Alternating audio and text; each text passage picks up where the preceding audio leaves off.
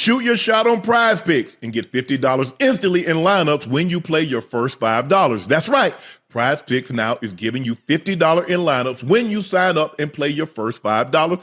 Prize Picks makes every dunk, every dime, every board that much more exciting. So don't miss a chance to get started on America's #1 app for sports picks. Football season was fantastic, but it's time to shift gears to basketball. Trade deadline was exciting. You know I'm rocking with LA and my guys LeBron and Luka. More points, more threes, more rebounds, more. New feature alert. Prize Picks now have early payouts. If your lineup gets off to a hot start, you may now have the option to cash out those winnings before the game even finishes. Prize Picks is simple to play. Just download the Prize Picks app today. Use code Shannon to get $50 in lineups after you play your first $5 lineup. That's code Shannon to get $50 in lineups after you play your first $5 lineup. Prize Picks. It's good to be right.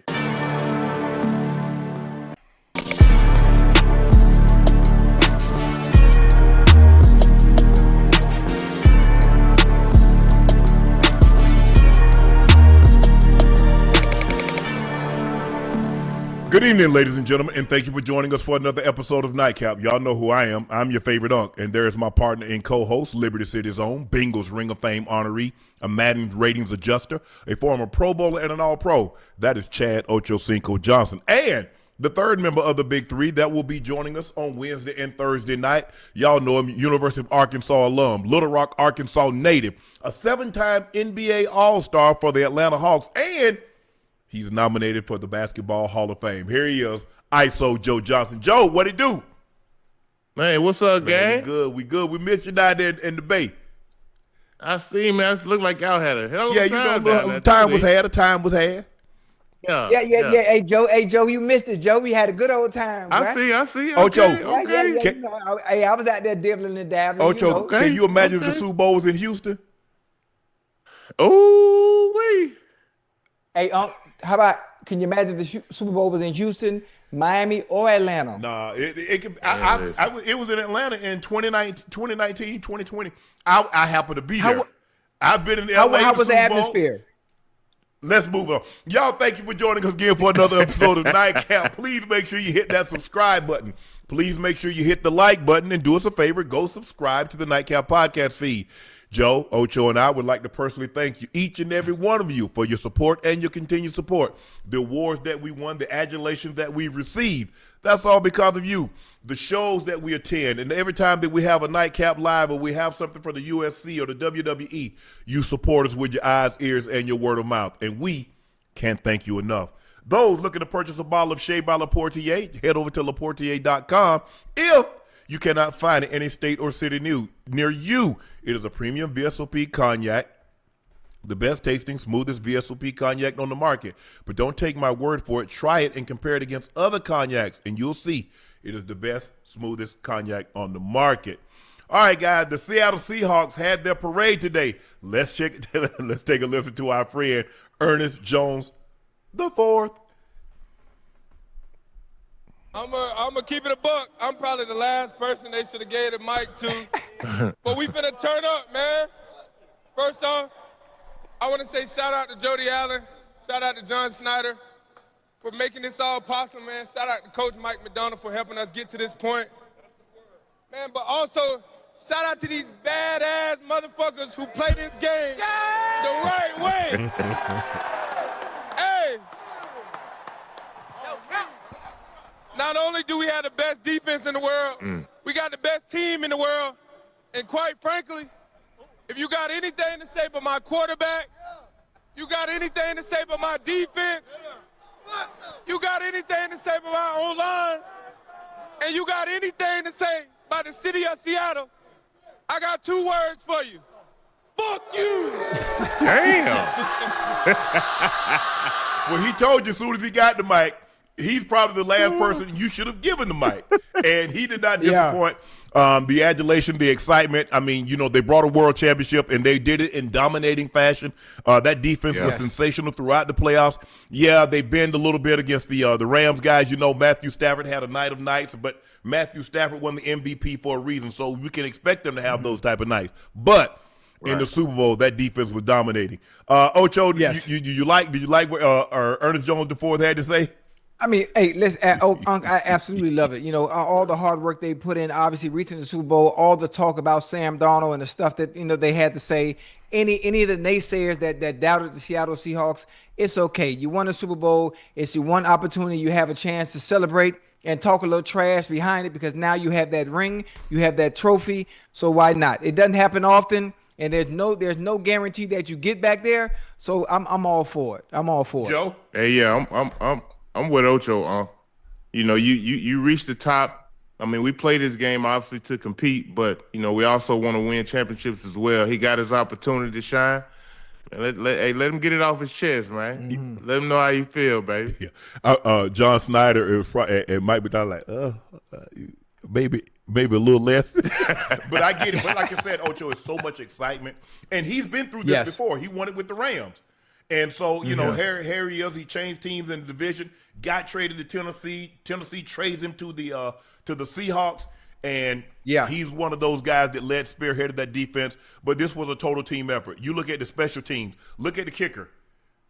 Five field goals, 17 points. 5 field goals, 2 PATs. Look at the punter. How many times he kept them pinned down, pinned back. In the back. Shaheed did not have a big return game, but guess what he didn't do, Ocho? Put the ball in the dirt. So when they say total team victory, that's what it was. They ran the ball well. They threw the ball effectively. Sam Darnold didn't put the ball in harm's way.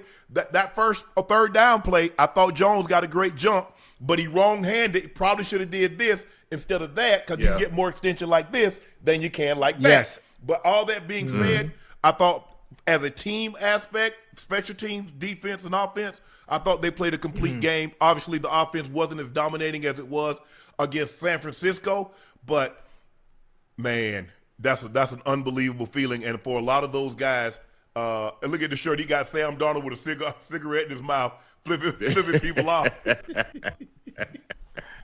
But that's what you have. You want to, and we're going to talk about this. Yeah. You see how guys support you when you are a good teammate? Man. You heard what he said when they lost to the Rams, and he said, look, if y'all don't best rock with a quarterback, he said the reason why we're in damn near every game is because of the quarterback. And now he has a mishap. He doesn't play as well as we're used to seeing him. Now y'all want to beat him up. F y'all. He said that way back when. Now Sam Darnold's like, okay, now look at me. I'm at the top of the mountain. I'm at the top of the mountain. I'm sitting pretty. A lot of teams gave up on me, but he said something. Sam Darnold said something very interesting. He said, I appreciate you guys believing in me. Because, Ocho, you remember the last game of the season and then the playoffs, he didn't look good. And maybe that scared Minnesota off. That didn't scare Seattle off. Because John Snyder and McDonald felt like, you know what, with what we have assembled here, we get a quarterback, we can win. We can go far. We can go really far. Go ahead, Ocho. No, I was going to say what Minnesota saw, it shouldn't have scared them off. It shouldn't have scared them off. I mean, it's ridiculous because now look where they are. Again, I'll say it again. Minnesota is in quarterback purgatory because you don't know where you're going to go or what you're going to do from now on.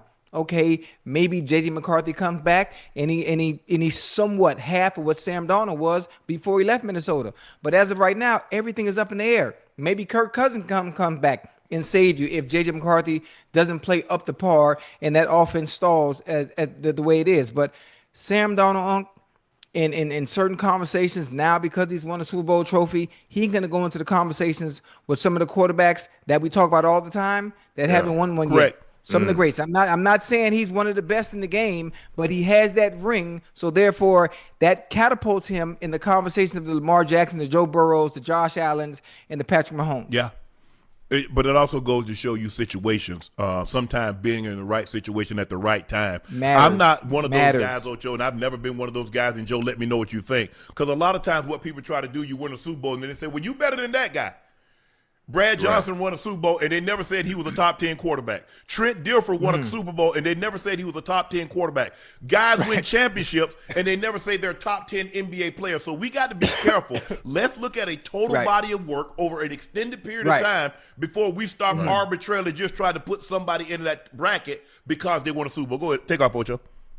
And one thing, Joe, one thing I do want to say, Unc, I want to clarify that too. Now, if you take a, let's say you talk about the quarterbacks, Yes. right? I'm not saying Sam Darnold is better than those top Yes. three, those top four, top five. I'm just saying the fact that his name is in the Yes. conversations because he's won a Super Bowl. But if you're taking a choice and you were starting a team, you had Sam Darnold, Joe Burrow, Lamar Jackson, Josh Allen, Patrick Mahomes. I'm sure everyone is going to Sam Darnold's not going decipher before any of those guys.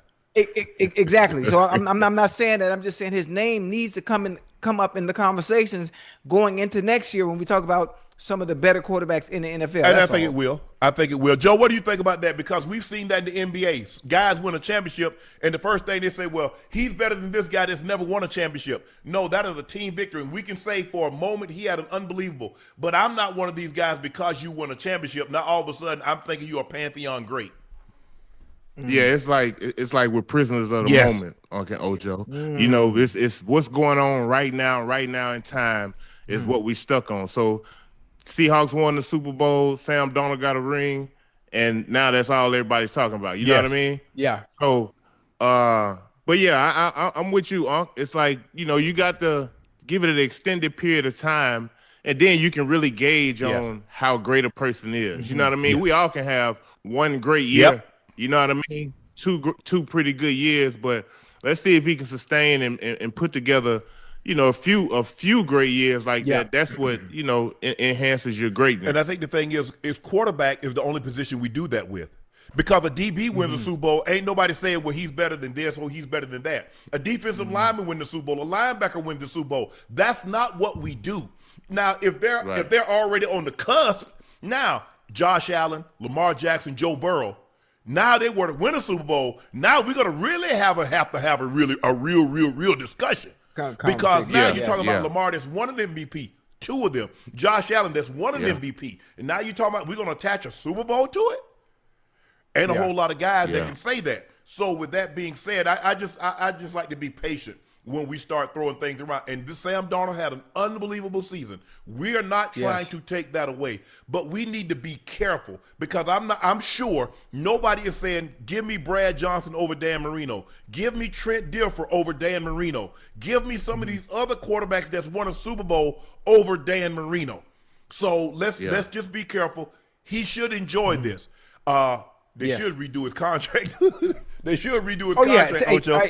What he signed for? He signed 3 years, like $105 million, but he made $4 million in incentives. $1 million for the Super Bowl, $500,000 AFC championship, NFC championship, $500,000 for the divisional, $500,000 for making the Pro Bowl and things. So he made $4 million just in incentives. Hey, so listen, when you're not playing up to part of your contract and they want to restructure it, then so can you come in and renegotiate when you just won a Super Bowl? You're like, hold on, this ain't good enough. Normally they do that for the quarterbacks. There are not a whole lot of positions that they're willing to do that for, but the quarterback is the one position that they're normally willing to do that for. We see that a lot with Patrick Mahomes because it seems like every year, Ocho, they tear his contract up, give him more guarantee but he's taking less money. Because Patrick Mahomes, when he signed that 10-year, what was Ocho, $450 million deal? And when the incentive could have been $500 million, it was at a discount. But he knows basically like the day after the season, they've got to guarantee the contract for next year. So he's like, I'm cool. And plus, he understands, like the Tom Brady. Tom's like, look, I could be the highest paid, but at what expense? Because I'm trying to collect rings, and the best way to collect that is to have money so I can keep a Travis Kelce, I can keep a Chris Jones, I can keep a Trey Smith, I can keep some of these guys in order to build out my roster. And so we're not so top heavy. We're paying a handful of guys, and we're not able to build a complete roster. But what Sam Darnold has been able to do, the turnaround that he's enjoyed, I don't know. In my time of really following the NFL, basically since about 76, 77, I've never seen a story like this. I've never seen a guy. Man. I mean, he was basically a reclamation project, Ocho. He was on the trash heap. The Jets got rid of him after 3 years. Carolina got rid of him, and he goes to San Fran for a year. And think about what he said. Right. He said, I learned a lot in San Francisco. I learned a lot in San Francisco. Yeah. Then he goes to Minnesota, parlays that, goes 14-3. That's what I tell guys, Joe. I tell you guys, Ocho, you know I've said this. the team that you're playing for, they're not the only one that pay players. You're auditioning for the other 31 teams. Yeah. Yes, sir. And I need guys to understand that. You think, well, oh, man, so? It's just like if you're a young lady or a young guy. Your girlfriend ain't the only one that got eyes. Your guy ain't the only one that got eyes. And just because they might not want to be with you or might want to be in this relationship long term, that doesn't mean somebody else won't. Yeah. Right. And so I just need more guys to think about that, because sometimes they get caught up in the thing it's the end all be all where I'm at, and it's not. Right. All 32 teams pay. All 32 teams have a scouting department, and they watch tape, and that tape don't lie. Man. When you put that tape in, that tape don't know what position you play. It don't know how much money you make, and it doesn't know where you came from. All it does is record what it sees, Ocho. So what you put on tape, that's your resume. That's who you are. Yeah. You know, to me, obviously, I'm not sure where Sam Darnold ranks as far as pay goes. But after winning the Super Bowl, I would love for them to give him somewhat of a pay raise, but not a pay raise where it depletes being able to sign other players. I think Tyreek Woolen is up. I think there are some other. I don't think he comes back, Ocho. He's gonna get too much money, and you got Spoon. What you gonna do with Spoon? What you gonna do with JSN? Oof. All them guys. JSN's in his third year, Ocho. He just finished his third year. So they want to do it now this offseason. Spoon, Spoon. If I'm not mistaken, I think Spoon and JSN came in together, didn't he? Yeah, Devin Witherspoon might be up too. So you have to take care of them. Tyreek Woolen, you finna hit him across the head on the market. He's gonna hit him across the head on the open market. Outside, I mean, just give him. I understand. Just looking at Sam Darnold and understanding the situation that he's in, and the fact that he has a competent organization around him, a competent GM. They're going to continue to build and put pieces around him. His ceiling is extremely high, and he's young. His ceiling is he's young. He's fairly young. So I'm excited for him. I'm excited for the Seahawks. They found their quarterback of the future. All they have to do now is continue to put pieces around him. As long as he stays injury free, damn Seahawks are always going to be competing coming out the NFC. Hey, but y'all know the more you win now, the more money you got to spend. It is, and the more people they come. Think about it. You already lost your offensive coordinator. He gone, just like that, Ocho. Yeah. Really, when you win, everybody wants winners, so they come raid your hen house to get your chicken that's laying golden eggs. Yeah, that's how it works. Yeah. So you start to lose a lot of players. The more you win, the more they rob you. Now. Woolen, I will say this. He gets lazy sometimes. He got beat for a touchdown because he got lazy. He got lined up late, didn't he, Ocho? And then he bull jived, and then he realized that Mac Hollins was already by him. Yeah. You cannot have the man that hesitates. I had a coach tell me this. He said the man that hesitates is beat. In the NFL, and Joe, you know this in basketball, if you hesitate, Ocho, you beat.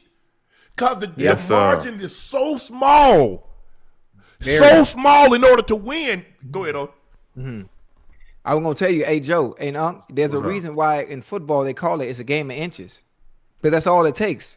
Joe, one mistake, one mishap, one false step, one hesitation, and you beat. And you think about the NFL. I'm speaking from a receiver standpoint and a DB standpoint. Like Joe, wide open is this. This is wide open. Yeah, Joe, I swear for God, this is wide open. So most of the time, quarterbacks have to throw players open, and sometimes you see busted coverage or stuff like that. But understanding when people say it's a game of inches, it's simply that. And most of the time, it comes down to 3, maybe 4 plays out of 70 plays in 4 quarters. Yeah, that makes a difference. If you between the man and the ball, that's open. Basically. So if the DB on my hip, Joe, I'm open. Yeah. If he's right here and I'm here, I'm open. This is college. The quarterback got it scot-free and you 5-6 yards. Free. No. Unless it's a busted coverage, that ain't happening. That's about the only time. That ain't happening. Yeah, that's about the only time. And Joe, there's a few receivers, Joe. Yeah. There's a few, and I'm talking about a handful, maybe 2 or 3, that can create that kind of separation where it's like, well, God damn, he wide open. Now it ain't too many. I'm talking about off the muscle, Joe. You know how you call for ISO? Yeah, I don't want no help. Right. And every time, You finna give him that Joe work. said, I want the You already 1-4. know. Give me that 1-4 now. Go on, get out of here. Skedaddle. Come on now. Back It's up. about 3 of Shoot. them, Joe. Hey, I don't need the offensive coordinator help. Hey, I don't need you to put me in motion. I don't need you to condense my split. Line me up 2 yards outside the numbers. I'm finna go to work. You finna get money. Man, get money. It's only about 3 of them, Joe. That's it. Joey Porter Sr. had a lot to say about Big Ben Rothlisberger on Cam Hayward's podcast. Let's take a listen, Ocho and Joe, what he had to say. Yeah. He broke the brotherhood. Then Seven definitely broke the brotherhood because, like, That's the one I don't the understand as shit much. that Seven did that we don't talk about I know. is crazy. Like out of anybody should talk, he should never grab a microphone and really talk Steeler business. Yeah. Because if we talking Steeler business, his ass is foul of all foul. Like the shit that he's did is foul of all foul. He's not a good teammate. Won the Super Bowl with him, but the person, he's just not a good teammate. Like he knows that. Anybody in the Steeler building knows that. But we protected him because I've only won 1 Super Bowl, and that was my quarterback. So do I love my quarterback? Yeah, but is he a good person? No. Hey, what's going on over there? They need to have a call a meeting or something. Something a coming to God moment. This is the first. Listen, obviously we heard Debo and his frustrations when the Steelers weren't playing well, and he voiced his frustration with Mike Tomlin. We've heard other players. We heard Ben Rothlisberger he chastised Mike Tomlin as well, and now Joey Porter Sr. coming to the defense of Mike Tomlin saying, well, hell, Ben wasn't a great teammate, and there are things that happened. There were skeletons in the closet, and we didn't let anybody know. And it's getting ugly over there, Joe. No, they didn't. Not that they didn't let anybody know. They didn't talk about it because, Ocho, it's going to be tough for Ben to get in on the first ballot. There's a lot. I'm telling you. Everybody knew some of the things that were going on that didn't get reported. Me, I'm not an insider. I ain't looking to put nobody personal business on blame. Hold on. You knew? Well, what the hell you were playing. At? Oh, okay. So I just think the thing is like, look, I've only had a small interaction with Ben. I met him in his rookie season. He, my brother, and I had an appearance on Amelia Island. If I'm not mistaken, the Super Bowl was in Jacksonville that year. With that being said, I'm not surprised. And if you go back and look, one of the first guys that commented under what he said was Mason Rudolph. And then he had a big bullseye. There it is right there in front of you, Ocho. What's going on? Hey, Rudolph was a backup. Go off, Joe. Hey, Mason Rudolph said, go off, Joe Reporter 55. Bullseye. I'm a Mike Mitchell. Peasy, talking that talk. Mike Adams, AN, hold them boys accountable. Being talking ish about anybody is comical. Well, hold on, Unc. Wait a minute. All the Steelers players know what's going on. Is it that bad? I'm not asking to put his business out there, but is it that bad? Scale of 1 to 10. Remember halftime when we played the Steelers and nobody knows about what happened with me? So scale of 10, you understand how bad that was, right? Scale of 10, is it worse than that? I think the thing is, Ocho, is that there's a culmination. And I've been, and I think we've all, Joe, I think you could attest to this. We've been with guys that were great teammates, but not good people. Yes. We've been with guys that were not good people, but were great teammates. What Joey is saying, he's a combination. He wasn't a good person or a good teammate. Well, goddamn. That's what I deduce from what he was saying. And for your look, and most of the time, publicly, even if you're the worst of the worst, your teammates will come to your defense because that's what we're supposed to do. Yeah. And you see, for the longest time, they did that until he broke the code by coming after Mike Tomlin. And Peasy was like, hold on, bro. You should be the last one to talk about anybody in Pittsburgh. Don't talk about Pittsburgh business unless you want to talk about your business. And so that is the problem that you run into. And this is what I tell guys from the outside. You guys know this. We're with these people 8-9 hours a day, 6 months out of the year. We know them better than any reporter. We know them damn near better than their own family. So when they be saying all that other stuff and this and that, and fans be talking about, oh, you don't know. No, you don't know. We know what the hell we talking about because we see them in ways and through a lens you don't. So when fans keep talking about you don't know what you're talking about, you don't know, you don't know. All you do is see their representative that they want you to see and how they conduct themselves. Go ahead, Ocho. Yeah. See, hey, Joe, you see how everyone is somewhat camouflaged and their representative, they perceive to be someone else in front of the camera? Yeah. That's why I was one way all the time. There's really nothing you can say, Joe. What you get on the show right now, Joe? Yeah, well, that's the same thing you got on the field. I mean, hell, you know, you had to deal with me, talk about me from time to time, and what you see, the same fun, loving, entertaining, same way I was in the locker room. Now, I mean, I was late. I had an incident, Joe. I could tell you, Joe. I mean, it's long gone. We were playing the Steelers one game, Joe. Yeah. Carson got hurt towards ACL. That playoff game.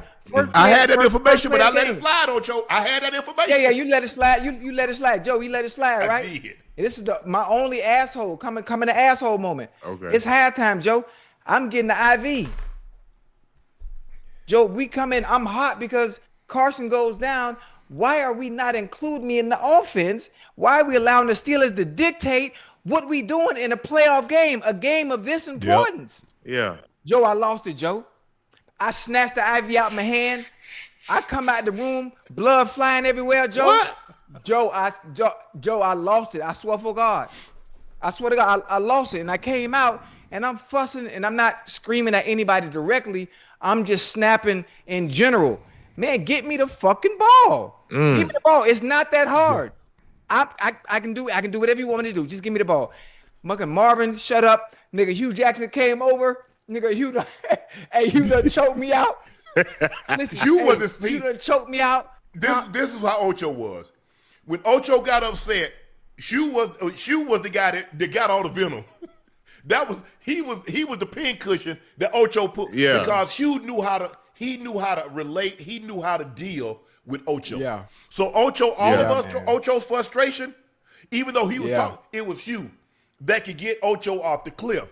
But I had that information. I said, you know what? And I'm sure they would love for me to, but no. We good. That ain't my job. Now, if somebody else get it, we were going to have to talk about it. But I was like, nah, I ain't talking about that. And especially with something of that magnitude, when they trying to make somebody like us look bad, I ain't going to do it. Yeah. Hey, Joe, I was hot, Joe. I ain't going to even hold you. But there are a lot of stuff when you in the line of business that I was in, working with CBS, working with Undisputed, people would call and tell me, hey, check this out. You ain't hear from me. Put it in your words. I was like, man, if I were to say this, they're gonna know exactly this. This came from inside the locker room. How else would somebody know that? And I ain't trying to put nobody out there like that. Yeah. Hey, Joe, I was hurt, Joe. I was hurt. I mean, I had the needle in my arm, Joe. I ain't even care. I just snatched it out. I'm like, no, we are not letting these people come in our house and dictate what we do offensively. Are we even trying to win? I'm like, come on, man. Okay, Carson is down. John Kitna comes in the game. That shouldn't stop anything we trying to do offensively.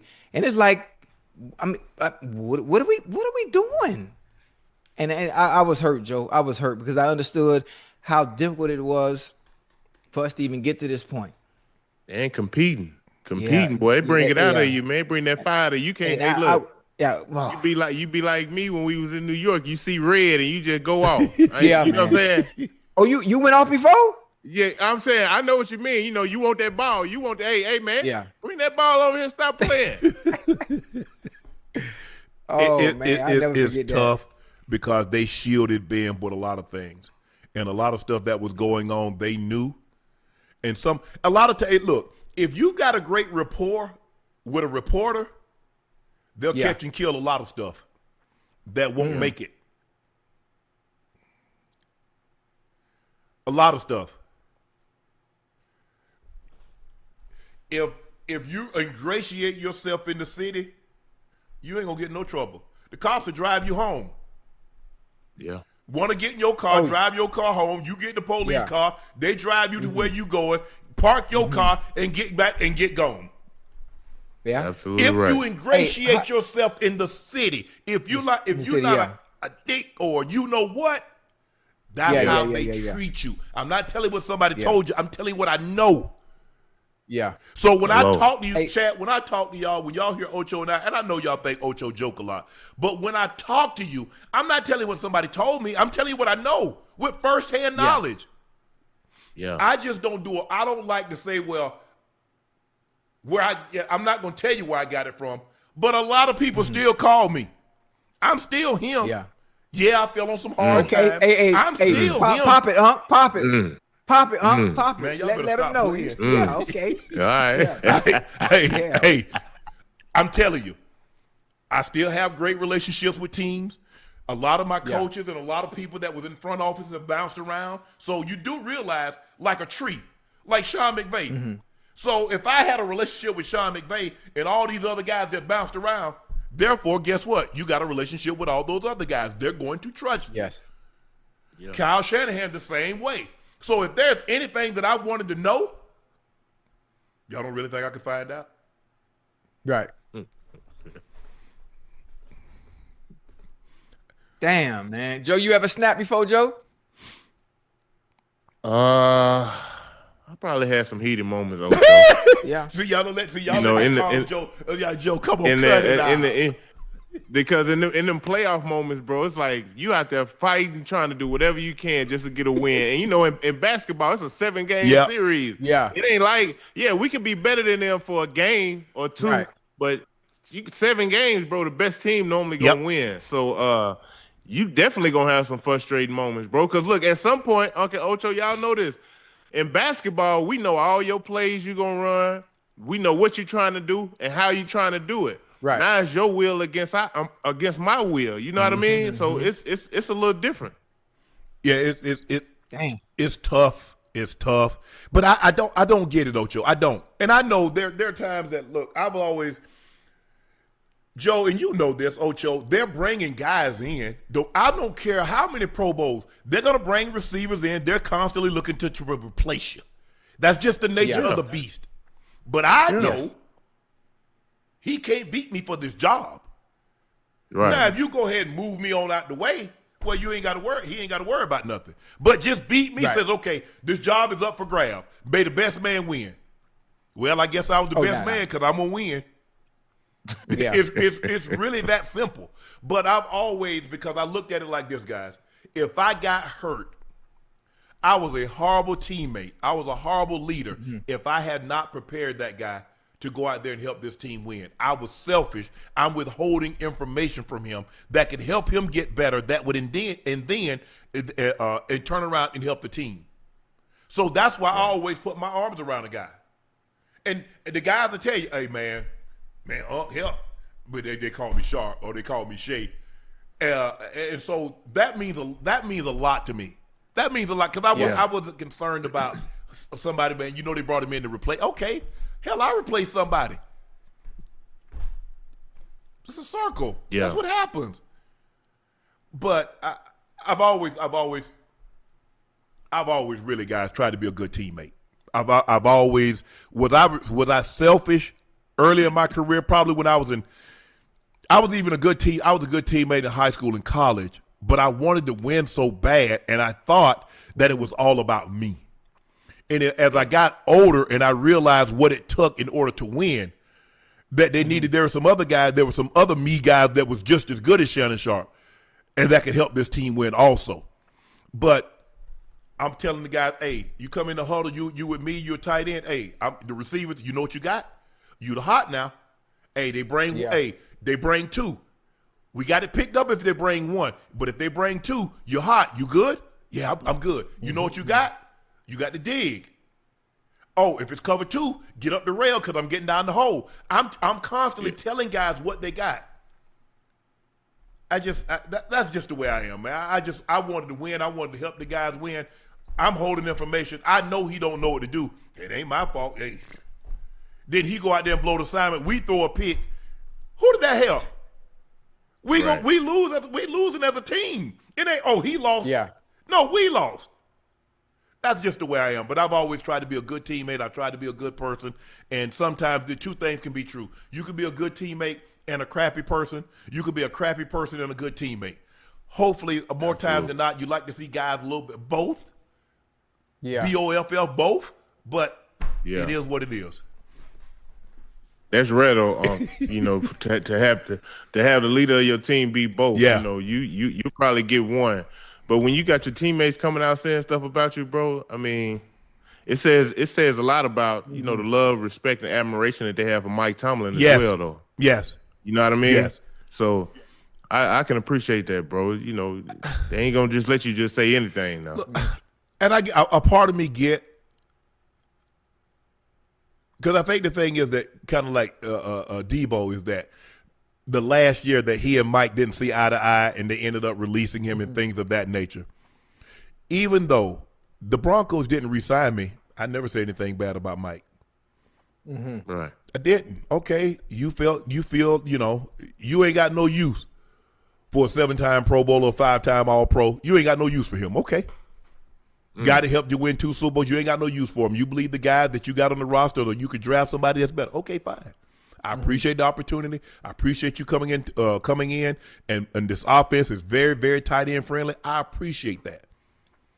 But it meant a lot for me that when I came back, he and I had a conversation and he said I was wrong.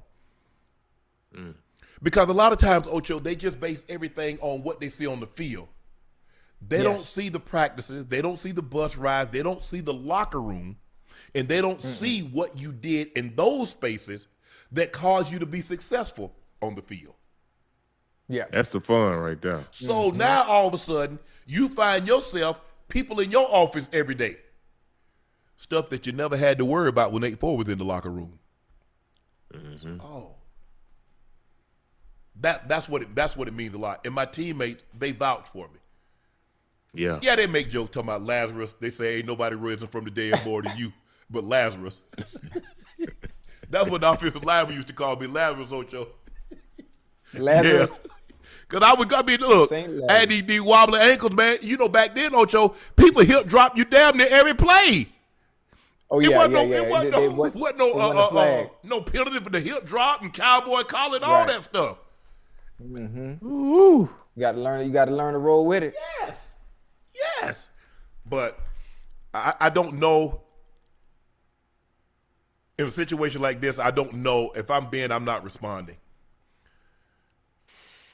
Just let it go, Ocho. It'll die down. He probably being a quarterback. I don't think it's Ben. That's not in Ben's character. Probably to be confrontational, especially publicly. And it says a lot about Mike Tomlin for some of the players like Joey Porter Sr. to be coming to his defense, and what former players are saying. Like, y'all got y'all nerve. Y'all got y'all nerve to say anything about Mike Tomlin when he's part of the reason for your success when you were there. So sometimes as players, you forget about that. Because it's in the past. You forgot all that a coach has done for you while you were there. And a part of this, I don't know if Ben would ever say anything negative about Coach Tomlin, because it was Coach Tomlin that really harmed his own tenure in Pittsburgh by not getting the damn replacement. Because he didn't want to tick you off. Yeah.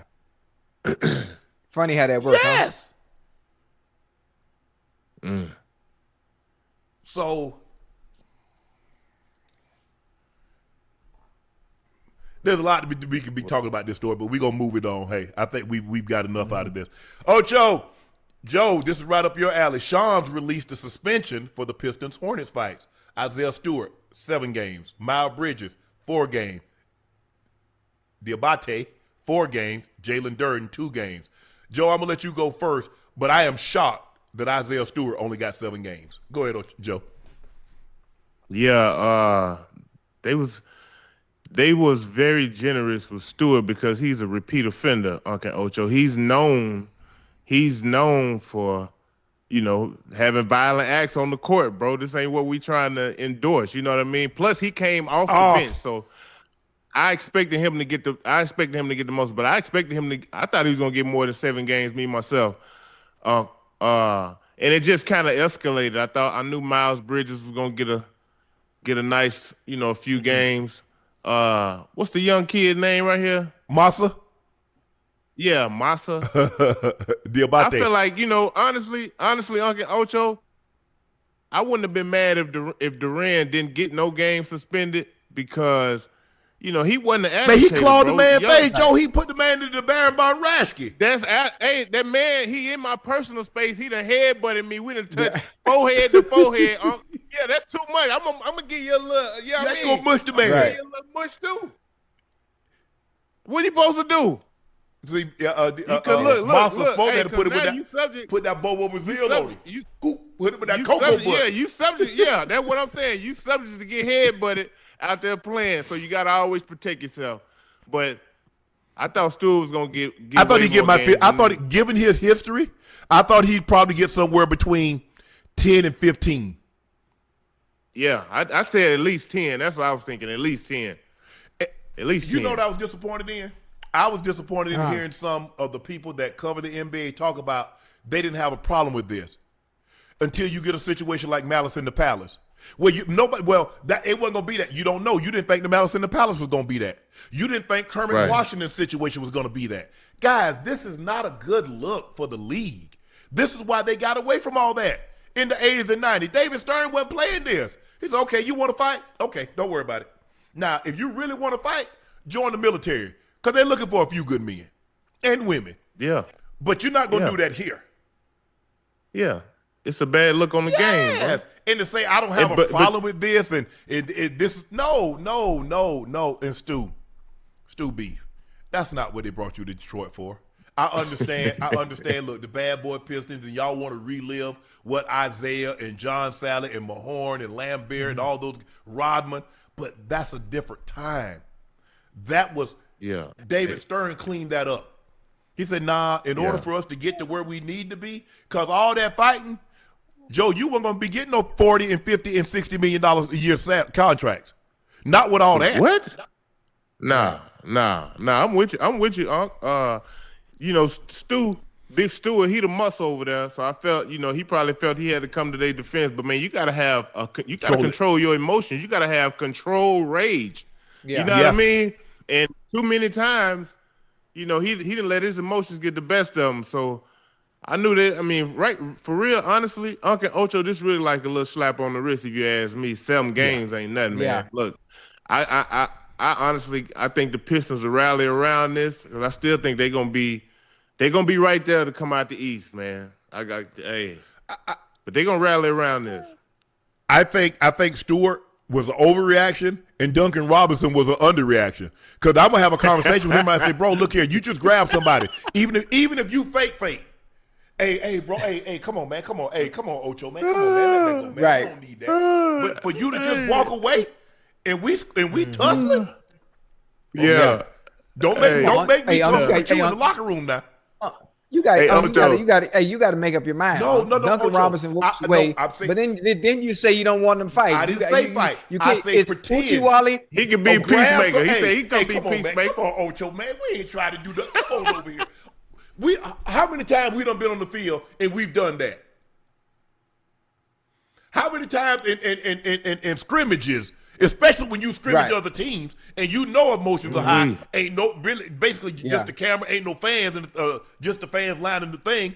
Come on, bro. Hey man, come on, Joe, man. What's wrong with you? Right. Man, it's too hot out here me exerting all this energy. I ain't saying swing on somebody, but I'm just saying, like I said, hey, bro, come on, man. You know good well. Right. And I mean, I feel you. I think obviously the suspensions were a slap on the wrist, understanding that emotions are high, especially when you're competing, at the highest level. And I mean, it happens. It happens at the time, and it doesn't happen often in the NBA. Most of the time, the most we get is we see shoving. Outside of shoving, you never see it come to blows like it did that day. And I mean, it's. Hey man, listen. Hey Joe, Ocho, I got a question, Joe. What's up? NBA viewership, it was down a little bit, wasn't it? I think I don't know. I'm not sure. Happened? It probably has been. NBA viewership, was it down a little bit? Well, I think the thing is that might have something to do with, hell, you don't know where to find it. It might be on Peacock. It might be on NBC. Right. It might be on ESPN. It might be on Amazon. It's kind of hard. It's not centralized like it once was. I tell you what. You got to have these platforms to make money. Go ahead, Ocho. Yeah, I'll tell you what, Uncle Joe. You get a few more goddamn scuffles like this. I'm telling you, boy, you get a whole bunch of people tuning in now. Yeah, you'll get a whole lot of sponsors jumping off though. Right. Hey, look, but this is why you see it everywhere too, though. Like they don't condone it, but they gonna put it out there and bring eyes to it. You know what I mean? Yeah. Oh yeah, absolutely. Oh yeah. People love drama. Uncle They Ocho. do. Hey, it makes it exciting. It makes it exciting. Listen, I'm still trying to understand the unwritten rule when it comes to hockey. I mean, it's an unwritten rule. I mean, you got to know they give each other a sign. And listen, hockey has its enforcers. NBA has its enforcers. Most of the time, they conduct themselves on the paint, on the hardwood, and it just. Listen, the boy got to control their emotion, man. That's all. Yeah, it is. That's all. I mean, and like I said, man, look, hey, in basketball, that's real money. I mean, you talk about 7 games. I don't know what Stewart's making, but hey, it's gonna probably be almost $1 million, if not more. Yeah. Mm-mm. I ain't got time. Man, it's hot out there. I mean, I see them guys be tussling in training camp, Ocho. It's hot. And the first thing Mike say, I guess I ain't practicing y'all hard enough. Come on, man. Damn. Now me and you about to tussle. We already been out here this hot ass sun. It's 100 degrees. We already been out here, Joe and Ocho, an hour. And he talking about, I guess I ain't practicing y'all hard enough. Okay. Hey, you know what, hey Joe? What's you up? Notice, and the people and people watching the chat, y'all can attest to this too, because I'm sure y'all see it. Every joint practice during training camp, there's always a fight. You never noticed that, Joe? Yeah, because look, every training camp is always the fight in the joint practice, and it's always the goddamn lineman. Yeah, the lineman. They always going at it every time. Hey, you got all them dudes out there with their heat beating up on you too. Yeah, it's gonna be a few fights. Because what happens, Ocho, because ain't no official. Remember, there ain't a whole lot of officials, and they ain't throwing no flags even if they are there. Yeah. Okay, you get a D lineman. He got his hand on the guy's face, man. He got him jacked up. Yep. You got the offensive lineman, got him jacked up. You done got somebody done held somebody. And the first thing they do, they turn around, bah! Oh, man. Yeah. Because, in practice, they going to let a lot slide in practice. Oh, absolutely. Yeah. Oh, yeah. Absolutely. And so, and that's the thing, guys used to you tried to break practice up, you get into it. Yeah. But they was like, nope. All we gonna do is just stay out here longer. Oh my goodness. Come on, guys. Damn. And like you say, Ocho, it's always the lineman. Always. Yeah. Offensive, defensive line. And just somebody coming over the top with a boom. Hey, Neil Smith and Kevin Gogan got into it at the Pro Bowl. And the Pro Bowl? What about Neil what? Say if I think I talked to Neil about 2 years ago. Neil said, if I see it right now, Sharpe, I'll fire on him. I said, come on, man, you're 60. He probably 62. When they were arguing about it at the Pro Bowl, that's a time for. That's a joyous occasion. No, it ain't. Hey, go back and look at man. Neil hit that man so hard in the back of his head. I mean, Neil jumped too. Bah! Oh yeah. Oh yeah. It's some plays you'll never forget. Oh. When he say he meant it too. You're like, oh yeah, if I see it right now, I'll fire on him. I said, come on, Neil, man, bro, you 60. You ain't got no business firing on nobody. We need to save that energy to get around, bro. But it might be on the internet, YouTube. Look up Neil Smith and Kevin Gogan at the Pro Bowl. Man, Ocho, Neil jumped so high and hit that man in the back of his damn head. It's in the middle of the game? Yeah, it was like yeah, Chad, y'all pull it up. I know y'all can pull it up. Hey, he must have been going too hard then. He must have been Isaiah Stewart going full suspension speed. would cost them $724,138. Miles Bridges suspension will cost him $689,665, and Jalen Duran suspension will cost him $89,423, and Massa will cost him $62,641. That them not even they mean the big money boys, huh? Ocho, this is what Draymond had to say. Draymond called the NBA fans for complaining about the league is soft while also wanting players to get suspended for fighting. Pick a side, guys.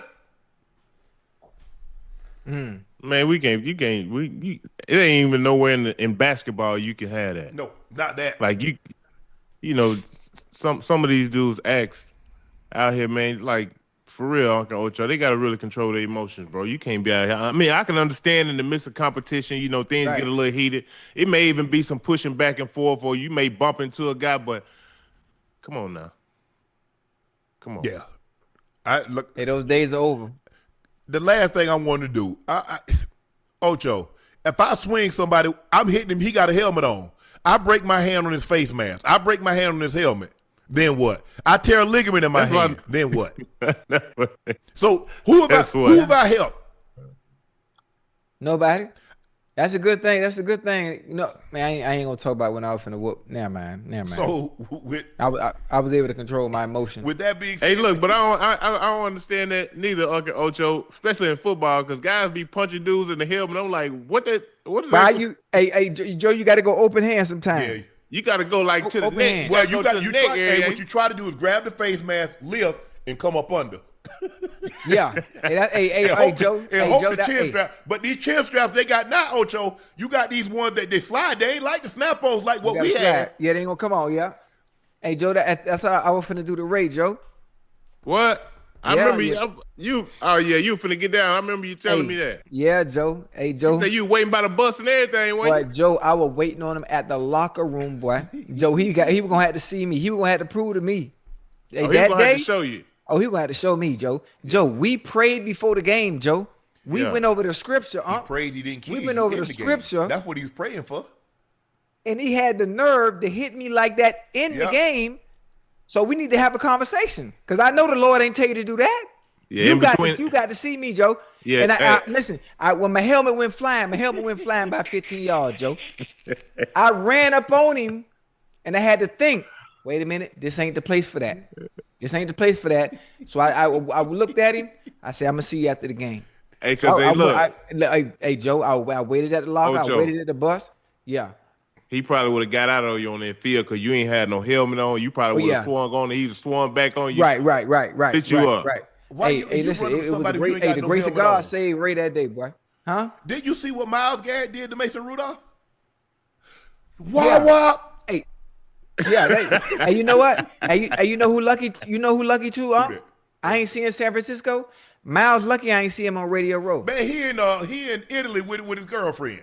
Yeah. He went to support his girl. Hey, Joe, Miles, this sapsucker didn't give me that goddamn jersey, that 23 sack jersey. Joe. Man, I told you that. But he said he was gonna get it to me. Well, he lied. Don't worry about it. Don't worry about it. He gonna Myles Garrett. I hope he see this. You gonna find out where they call me hella hands. Okay. And yeah, Joe. You know they call me. They call me hella hands, Joe. They like that. Yeah. Hey, Joe. It feel like you're fighting two people, boy. I tell you no lie. I'm trying to think. Was that 84? When the Raiders in Kansas City got into it. The whole team?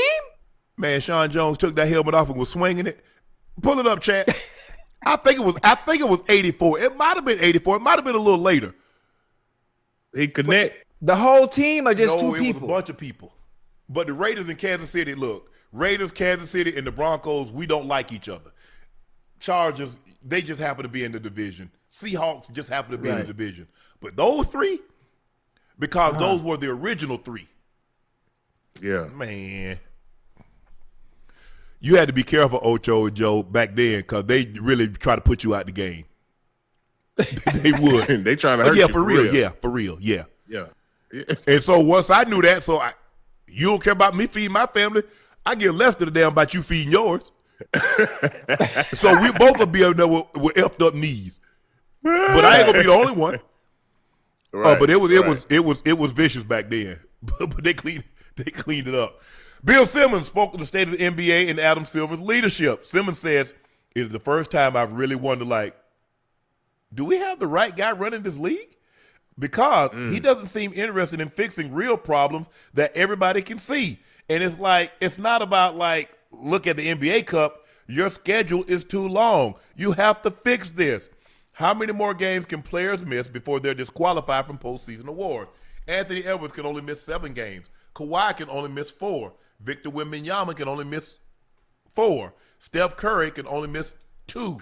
Nikola Jokic, Jokic can only miss one. Giannis and LeBron has already been eliminated. Man, listen. Okay, Ocho, I knew this was going to be a problem when they implemented this into the NBA season where you had to play. What 65. You had to play? How many games you had? 65 games? Yeah. Man, it's not. I know it's an 82-game season. That don't seem like a lot, but yeah, you can see it put a lot of people. It put a lot of the stars out of contention. Yep. You know what I mean? Especially you get an injury, Joe. Yeah, you get an injury, it's a wrap. Do you think they'll change it? They're gonna change it back?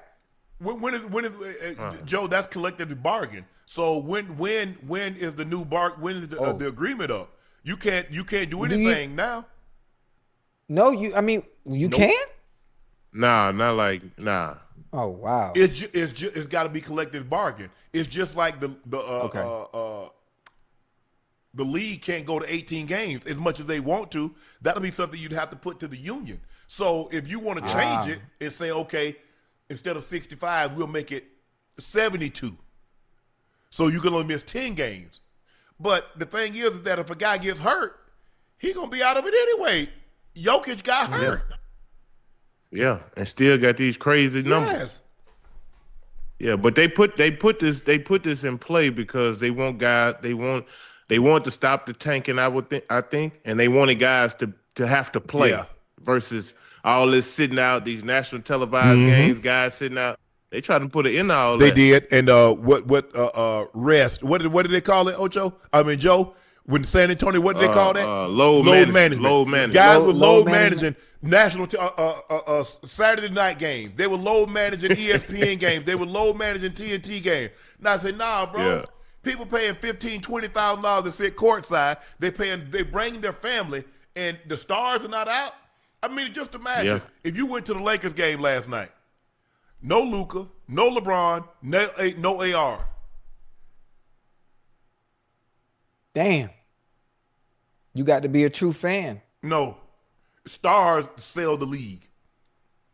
That's why everybody wants one. That's why you want. That's why you want him. That's why you put up with a lot of that BS, Ocho, and you give them the keys to the car because you need that. Right. And, okay, Ocho, this is why all these teams, they talking about these teams out here tanking. They tanking because this draft class is going to be one of them ones. Yeah. They know they can get you a superstar that can put you ahead in the next 15, 20 years. You got Cameron Boozer. You got DeBonza. You got the kid from Darian Peterson. Yeah, I don't know about him. I see a lot of red flags, Ocho. You got Caleb Wilson. I see a lot of red flags, Joe. Because of the injury history. No, because it's maybe some other maybe that's injury, but he's done missed some time, suspension, things like that. The kid from North Carolina. I'm saying because like, you know, he's been out due to like little minute injuries. So if he been great when he's played, but he may have 22 points in one half and don't play the next. And I think on the professional level, you thinking, man, you're going to be playing 82 games a season. Right now in college, you're only playing, 30, 35 games a season. That's if you go all the way through. You can't make it through all the way through, Joe. Yeah, you can't make it through this. It's going to be tough. Joe, huh? Which one is young bull that's from BYU that's real DeBonza. good? AJ DeBonza. Yeah? Yeah, he nice. He ready. I think, Uncle Ocho, you can put him in the league right now. Like if he was on that Mavericks team and he took Cooper Flag spot, he'd be averaging about 22, 23 a game. He good. Yeah. Carlos Boozer's son, man, he a dog too. He a monster. A walking double-double. Yeah, he balling. Cameron Boozer. I like Caleb Wilson too from Carolina, North Carolina. Yeah. Hey, I don't know if you noticed, but Gil's son, Elijah. Game winner, he's long ranging, can handle the ball, can score 3 different levels, the mid range, he can get all the way to the rim, he can shoot the 3. He good. He really good. Yeah, he ain't got no weaknesses. He just got to stay healthy, continue to get stronger. Weight on. Gil, get that man in the weight room. Man, yeah. Hey, but look, Gil don't care. Hey, he just had like 29 in the game winner. Yeah, against Penn State. Yeah, I watched it. Yeah. So he out there getting money. He like a little late bloomer to the party. But hey, look, y'all can't overlook my Razorbacks now. Led by them 2 freshmen, Darius Acuff and Malik Thomas. Yeah, we got some boys over there getting money, Ocho. You hear me? Yeah. Okay. Yeah, we got some boys out there getting money, man. These young freshmen getting to it. We on basketball time now, so I got to lock in. I'm ready to talk basketball. Yeah, lock in. Hey Joe, I thought we was going to a Hawks game. All you gotta do is tell me when you coming down. I mean, listen, pick a game. You want to pick a game? Pick a game, man. I'll make sure we put your foot on the wood, get you right. Oh, Joe, we gonna sit courtside? Yeah, man, get you right. I just like the you gonna come down? You get a haircut, Joe, Ocho at the Hawks game. They cut him? Oh yeah, they got bougie in there now, Ocho. Mm-hmm. Hey, Joe, but for real, we gonna be courtside though? Come on, man. Come on. I'm gonna get us right. I'm gonna have us right. Hey Joe, you got money, Joe. Hey, you gotta chill. You gotta chill. Hey, Joe, you gotta money. Chill. I can't wait. Hey, when the next good game though? We gotta look at the schedule and Hold see. on, you ain't no true fan then. Hey. Hold on. Oh, Joe, did this man not just say he a true fan when I say people play to see superstars, and now he's saying win the next good game? You see that? You see that, Joe? Hold on, but you have to understand, I'm not a basketball enthusiast. I'm still getting into the game, so I don't know anyone. I know Trae Young. I know Trae Young, but they go to see Steph Curry, LeBron, Giannis. They go to see the stars. Yeah, that's why it's a star-driven league. You need that. That's why but there is a star in Atlanta. I mean, I don't know if we're gonna talk about. I think we're gonna talk about what's his name, the one they just traded to Atlanta from the Warriors. Kuminga. He got the people the reports is that his people were taking food home. What's wrong with that? You can take food home, not your homeboys. I mean, they're gonna throw the food away anyway. Oh, see, there you go. You see how this man thinking, Joe? Ocho, you can't. Okay, if we allow you to bring your homeboys in here when it's time to eat after prayer, you can't be having them in there fixing plates and all that. Come on now. Damn, what kind of? I thought this ain't no family environment. No, Ocho. Well, when we have family day, first of all, Cincinnati didn't have this type of setup, so y'all couldn't take Ish home anyway for pizza. Whoa, hold on. We had that. No, we cater. We cater to the players and the family members as well. Mike Brown feed everybody. Boy, please. You do realize I know Marvin, right? And Marvin, ask Marvin. And Marvin had to talk to Mike Brown just to get y'all decent food. Don't do that, Ocho. Hold on. Wait, I don't know what kind of food we had because Unc, I leave to go eat. You know where I'm at. Yeah, you have no choice to leave. You didn't have nothing to eat. Nah. Y'all didn't even have Ocho. Y'all didn't even have pizza on Friday before Marvin got there. Pizza? What? Don't nobody want no pizza on Everybody Friday? get pizza and wings on Friday. That's mandatory. Well, who you? Nah, I don't like no pizza. I don't want no pizza. Y'all couldn't have it. You know you can catch me at. Hey Joe, I appreciate that, Joe, but we going courtside. No, but you can't look. Yeah. You got to be respectful of the situation. I get my homeboys come in town. Hey, I was like, hey. Right. Hey, they're like, man, I said, look, go in there. They sit down, we sit down, they get a couple of slices of pizza, get some wings, we eat. It wasn't no getting no food and taking it out there. Man, I had to stop and do right. Ocho. This dude, I was like, damn, he done shower. What are you waiting for? I'm looking up like, well, damn. Man, he showered 30 minutes ago and he's still sitting around here. Right. This joker loading up, how you put your jock and all your stuff in a bag, the laundry bag. Right. This joker done went and got him another laundry bag and take about 15, 16 Gatorade home tonight. Damn. I say, my man. That is what we do. I say, is it worth you getting cut over? Because that's what's going to happen if Mike and them find out you doing this. Why? Right. And you doing it every day? You do it every day. Damn. So come on, bro. You right. I'm like, bro, don't think, man. I mean, first of all, most people, most family and friends are not going to put you in harm's way because when they're gone, you still there. Right. They're going to be looking at you sideways. Hey, Joe, y'all don't think that's petty, though? Hell no. Team worried about, your people taking food. We talk about food. Well, you gotta give us more context. Did he sit there and eat? No, and they then was taking make food. A big plate. Hold on. Someone around Jonathan Kuminga was reporting taking too much food from the Warriors' family room per Anthony Slater. He knew management wanted to ding him for missing team-requested events and alert him that someone around him was taking too much food from the family room. The gripes between the player and the organization, as multiple sources said, had become petty in the fifth year of the relationship, and many believe should have ended years before. You heard that key word that I already said? Petty? Yeah. Yeah. I think it's petty. I mean, and it's a family room. Now you're trying to chastise and tell my family how much food they can take. First of all, what is too much? First of all, you're not Steph Curry. Steph Curry can take whatever he wants. You're not him. You have to understand, Ocho, there are things that you could do in Cincinnati that lesser players couldn't do. Yeah. We understand I ain't that. take advantage of that. There's a pecking order. It's called production and tolerance. When your production is high, tolerance level for BS is even higher. So this notion, the thing he can do with Steph and what Draymond can do, bro. When my homeboys came, my homeboy got sideline passes. Guys look at me like, hey man, your homeboy's on the sideline. I was like, yeah. I'm like, why don't you? Like, man, I ain't gonna even ask because I already know the answer is no.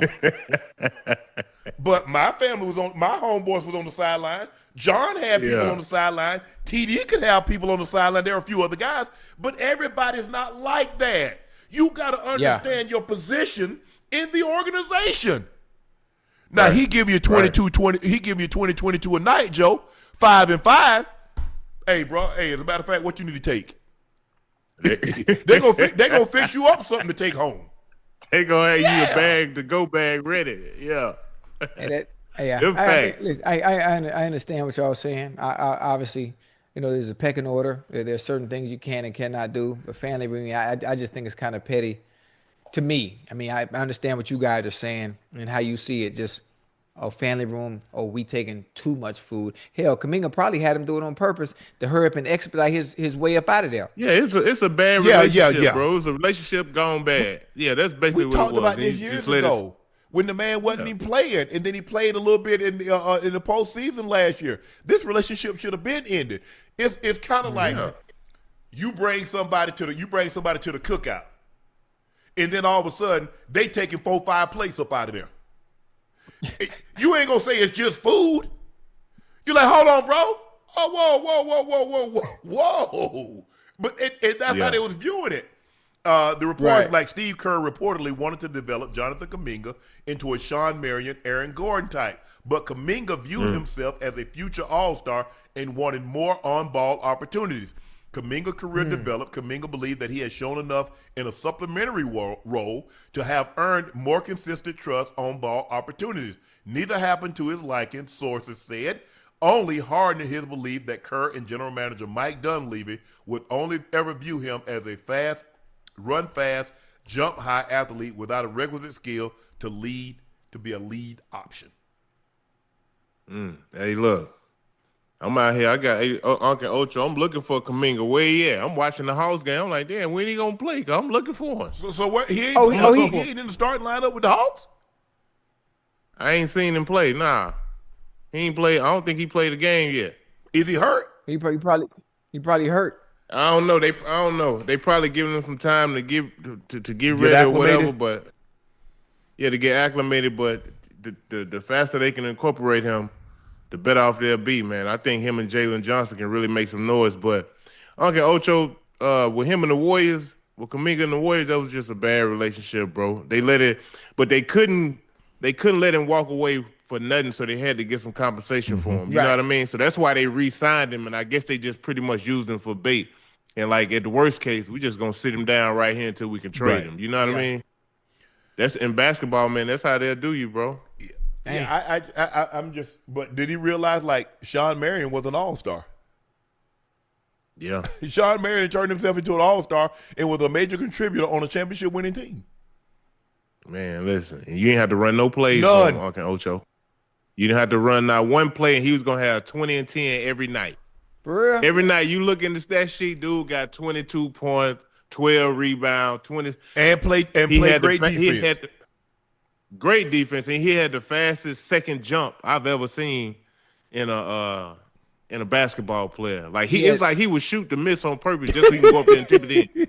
Hey, he had the funniest shot release too. Oh yeah, he did. He had a little funny shot, but hey, it was cash though. You in that corner, in that wing. Oh yeah, that three ball in them short porches. Yeah, he was cash money. Yeah, but I mean, bro, come on. First of all, Ocho, you taking stuff home is different than a family member or friends taking stuff home. You know how that goes. That's just like you. You can go back to the training room. You can wear stuff up out of there, but you can't. Your family friend like, hey, just grab stuff. You can't do that. I mean, that is so unprofessional. I don't even know why he would even want this. Like to put the. I don't even know why family and friends would. They say friends, but I don't even know why they would put him in that situation, Joe. I don't. Hey, you gotta understand. Some family members don't understand the etiquette you got to come with, Uncle Ocho. Especially if some that ain't never really been to a professional game. I'm just speaking from experience, yes, bro. Like, you know, you have to put them in their place. But hey, look, don't be up in here, man. In here eating up everything up in sight. Don't be asking for no autographs. Don't be, hey man, can I get them gloves? Man, don't be talking about sign my foot, but man, don't look here, don't do that. Hey, that's me right there. Don't do that. Yeah. That's me. Yeah. Hey, Joe. What's up? I go to games where I get to asking. I'm talking about NFL player, Joe. Joe, Yeah. I act like I never played in the NFL before, boy. I'd be excited to see people. I'd be excited to meet new players. I'd be asking for pictures and shit. I'm like, and they looking at me crazy like, you want a picture with me? I say, yeah, man, I want a picture, man. Come on, man. I don't know. I don't know what's wrong. This is how we behave, bro. Because when you leave, that's a reflection on me. People looking at me sideways. Man, you know, sharp homeboys, man. Them Joes, they know how to act. I think he probably told him to do that on purpose, man. But you look, you hook him up with a little care package though. You make sure they get a little something. Hey, yeah. I had already done told Flip. Hey, Flip, I got some homeboys coming. Can they get a pair of shorts? Can they get a couple of t-shirts, a couple of hats? Hey, Sharpie, no problem. I have it sitting in your locker because everybody ain't gonna get that. Right, so right, you understood, but you also understood. Like I said, people that's never been in that situation, y'all don't get it. Y'all talk about $1 billion organization. Okay, you work for Microsoft. You work for Amazon. Let your homeboys go up in there and do whatever the F they want. They work way more than NFL teams and see what happened. Y'all don't. I just wish people just got it and just stop thinking so reckless. You're professional. This ain't no somebody. I'm going to down the street to Miss Lucia house. Yeah. Hey, I understand you, Joe. I understand both of y'all, but at the end of the day, man, we talk about food.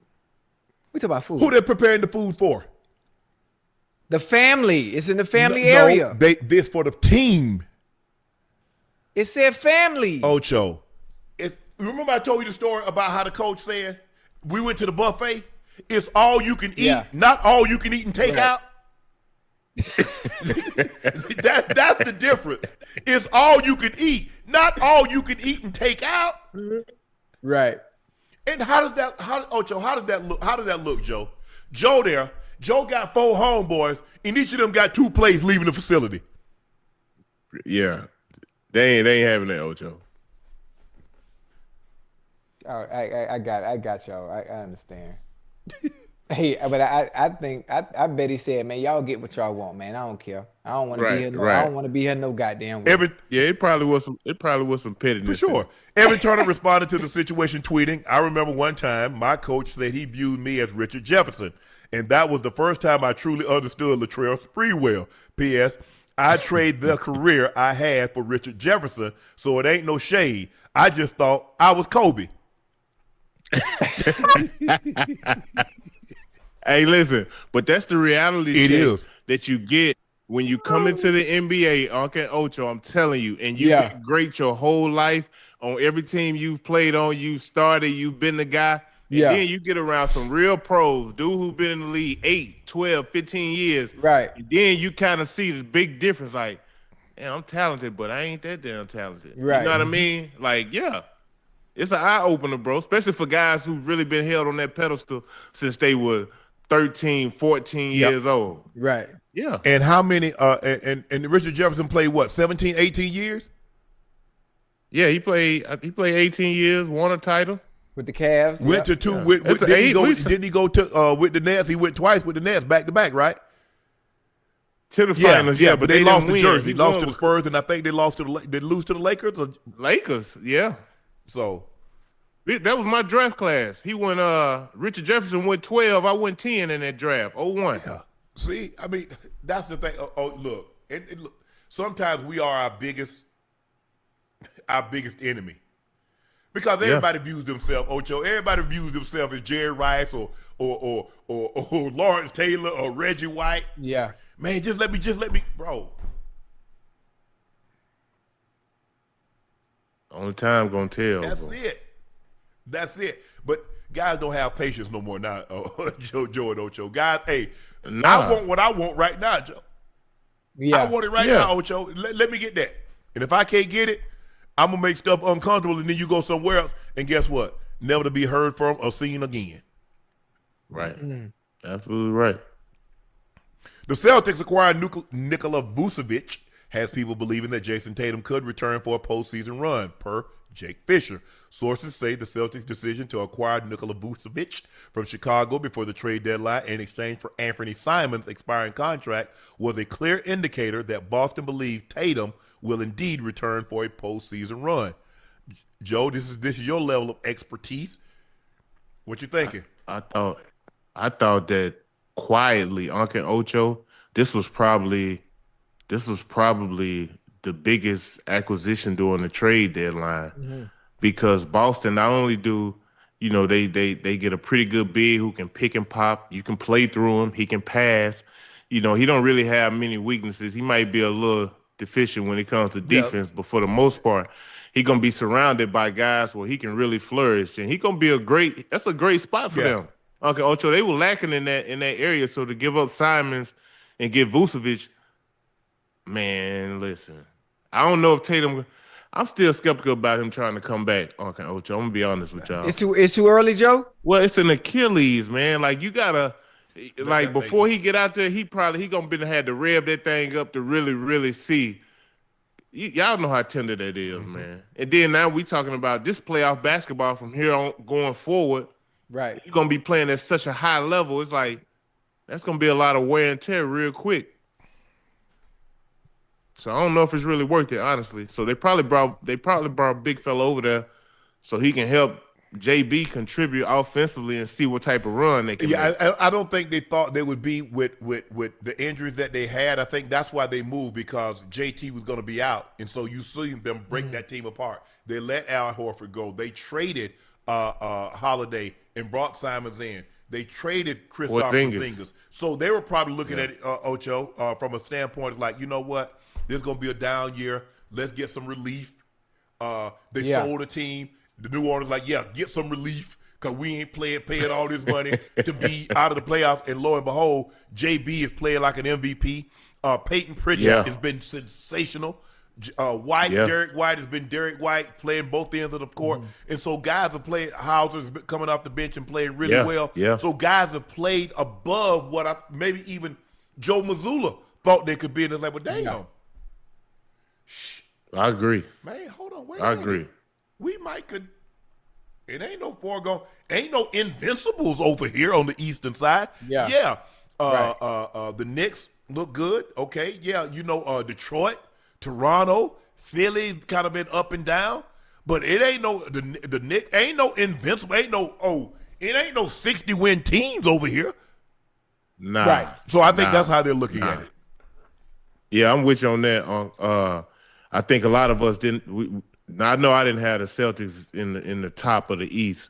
I thought Jaylen Brown would still be an all-star, Uncle Ocho, but I didn't think that they would be playing collectively as a team, playing this great of basketball that they've been playing.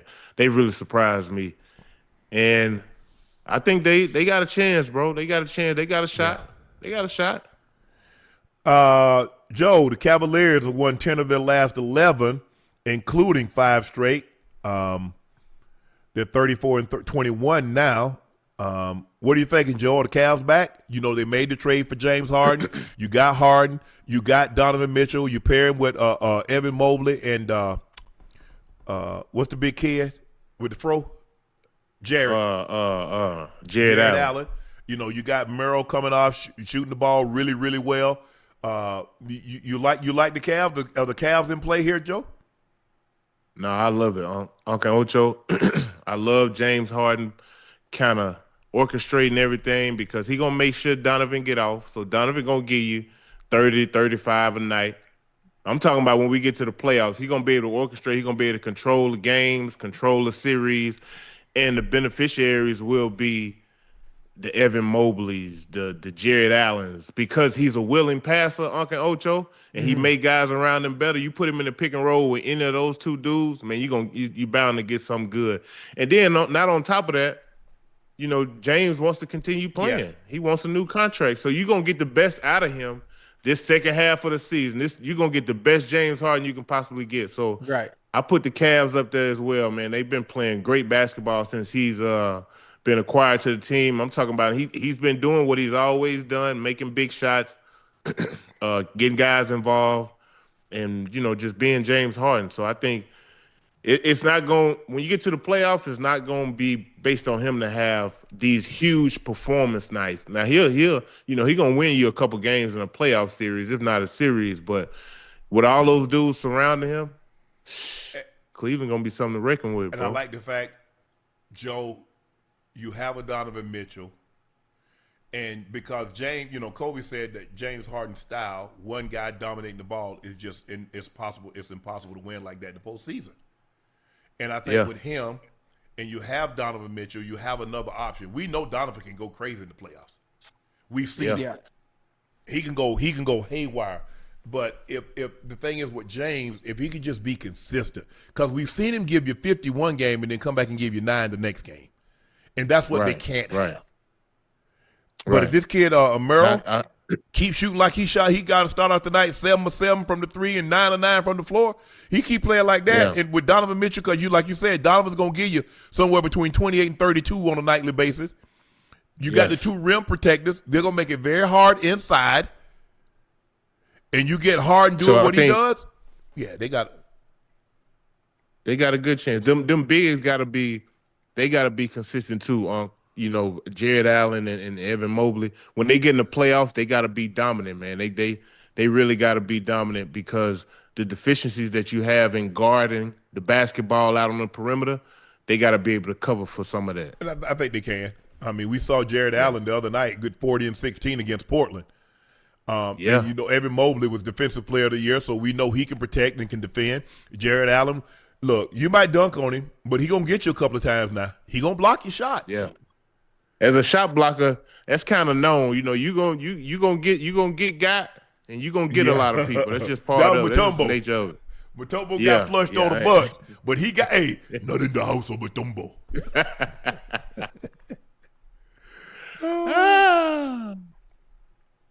Kevin Durant spoke with Akeem Olajuwon about how much longer he wanted to play.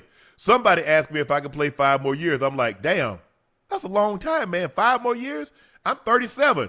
That played that long and kept his mental stamina and physical stamina to come in every day and want to get better. I mean, you can't beat that. It's inspiring. You got to respect that. Joe and Ocho, how much longer do you think KD plays before he hangs it up? Hey, Joe and Unc, I think he can play. He could play another 5 if he want to, even at 37. You know, depending on the supporting cast around him, he don't got to have the ball in his hand. He can play off the ball. You know, I mean, he doesn't have to.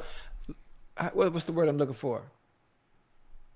He doesn't have the pressure of having to lead a team depending on the situation he's in. He got enough young bulls around him over there in Houston. He could last another 5. Yeah. So he don't have to take so much of a beating. His game is not physical like that. LeBron's game, I mean, for LeBron to play that long, to dominate, and to finishing at the rim and falling on the floor, that's not Kevin Durant's game. Kevin Durant is a mid-range. He can shoot the 3. He's looking at 1, 2, 3 dribbles and pull up. So he's not playing a physically. I mean, it's obviously you're out there every night. You playing 35, 37 minutes a night. Is demanding, but he's not playing the style of basketball that say, and he doesn't have to have the ball. He's not initiating the offense. So that's what. And my thing is, I think he can play another 5 years. The question is, I mean, playing 5 years is one thing. Are you in championship contention those 5 years? And I think with Aaayyy being in Houston and with that team they got, I still think they need a point guard. It'd have been great if Van Fleet could have stayed healthy, but I love Şengün. I love Thompson. Yeah. KD, obviously. So we'll. I don't think they can come out of the West. As currently, you don't think they can come out the West? I don't believe they can beat. I don't believe they can beat OKC. I don't believe they can beat Denver. I don't. Man, listen, with KD's body type, Ocho, I definitely think he can play another 5 years. They call him the Slim Reaper. Mm-hmm. Yeah, I think he can definitely play another 5 years because his shooting is still gonna always be a premium. Yes. You know what I mean? Hey, look, in today's game, you can shoot that rock, you can play, bro. And with him being 6'10", 6'11", 7 foot, it's hard to guard that anyway. So that's gonna be tough. But he's shooting from damn. He's shooting from damn near 9 foot high. Hey, we call that tall man. Ain't but a couple guys got that tall man jump shot. That's that Kevin Garnett, Rasheed Wallace, Ocho, KD, Ocho.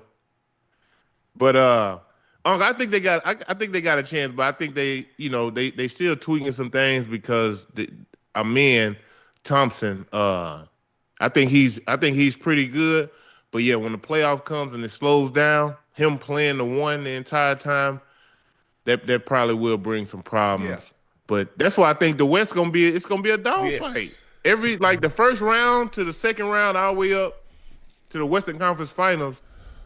Man, they gonna beat each other up by the time whoever make it to the But if you think about it, Joe, look at the Nuggets. Once they get back healthy, with Peyton Watson playing the way he's playing, with Jamal Murray, Jokic is Jokic. Ain't nobody stopping him. Just go ahead and chalk it up. Okay, Jokic, you can get your 25 to 30 and your 12 to 15 rebounds and your 12 to 15 assists. He's gonna get that. Now you get playoff Jamal Murray, who's gonna give you 25.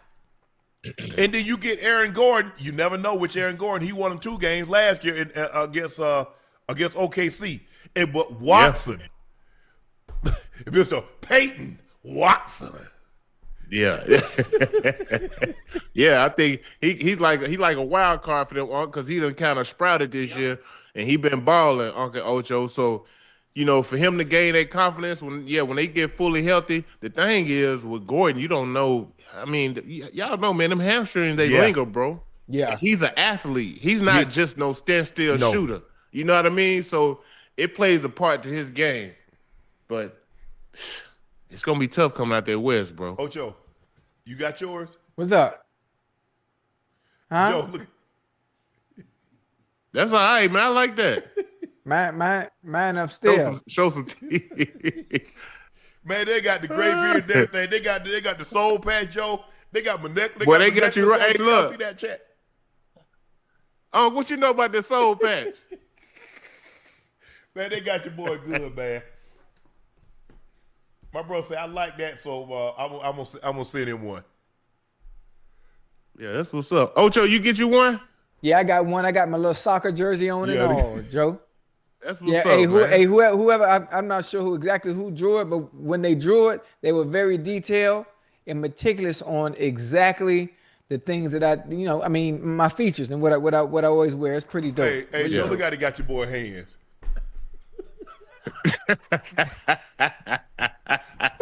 Oh yeah, they ain't miss on them, boy. Man, they got the gray and everything. Man, I said, well, damn. I showed it to my daughter. I said that look like me. She told me she got laughing about talking about yeah. But I think Kevin Durant. I mean, I think Kevin Durant he definitely can play 5 more years. Mm-hmm. I think a blessing in disguise is that he got hurt and missed that time, Joe. Yeah. Yeah, talking about when he was playing in Brooklyn. Yeah. Well, you know, when he left Golden State, he took a whole year off. Oh yeah. And then he got hurt. He got hurt. Was it in Phoenix? He got hurt. I think he missed like 20 games, and that helps in the long run. Yeah. Yeah. KD has shown no fall off. He's averaging 25.9, so he's averaging 26 points a game, 5 rebounds a game, 4 assists a game. And he's efficient. What he's shooting from the field? Probably 53, he gotta 54%. Yeah. Like, that's a premium, bro. That boy, nice. Former Eagles OC Kevin Patullo will be heading to Miami to join the Dolphins as their team's passing game coordinator. Patullo spent 5 seasons with the Eagles, 4 as passing game coordinator, and was promoted to offensive coordinator in 2025. Ocho, your Guppies hired Patullo as the passing game coordinator. Eagles couldn't throw the ball 10 yards. They couldn't even get AJ the ball. So what are you gonna do for them? I don't know what he's gonna do. He's a passing game coordinator. I couldn't tell. He's not the offensive coordinator. Therefore, it's not going to be his offense. Who the hell we have at quarterback? That's what I was gonna say. Who the hell we have at quarterback? I don't care nothing about Patullo being the passing game coordinator. Who is going to be the quarterback going forward so we can compete in the AFC East? That's all I want to know. Compete with who in the AFC East? The Bills. What you mean? Hold up. You think the Guppies are going to compete with the Bills and the Patriots? Why you being disrespectful? I'm just asking. I'm just, for clarification. I'm just going to tell. I'm helping Joe. We need a quarterback to compete in the AFC. The only way y'all can compete in the AFC Drake East, May and Josh Allen. a 23-year-old Dan Marino. That's the only way y'all compete. See, that's real disrespectful. Man, you know the Guppies ain't doing it. That's real disrespectful. Y'all done let the Patriots retool. Yeah, well, we retooling right now. We retooling. Well, give us a bunch of screwdrivers and monkey wrench. Y'all ain't got a whole lot in y'all toolbox. You talking about y'all retooling? Hey, listen, you right about that. You right about that. But we got to start somewhere, and where we need to start at is the goddamn quarterback position. We need to answer that question before we can do anything else. So what they gonna do? Wipe Tua contract away? Tua gone. Tua gonna trade. They trying to get up off Tua. He trying to. They gonna take a 99 point million cap hit. They gonna have to be a cap hit. They not tripping. They not tripping. That must be real nice, Ocho. Like you said, you take $100 million cap hit. But we ain't tripping. But they not. They not. Because, ain't no team. I mean, look, you just write that off. That's that bad. That's a tax. That's a tax break. Yeah. Yeah, that's crazy too, man. That's crazy. Hey, don't. I'm telling you. Now, depending on who we get at the quarterback position, I'm gonna tell you who the dark horse is coming up this season, man. It might be the Dolphins. Nah. Yeah, because y'all laughed at me when I said it was gonna be the Bears and the Panthers, and look what happened. Like you told me, broke clock right twice a day.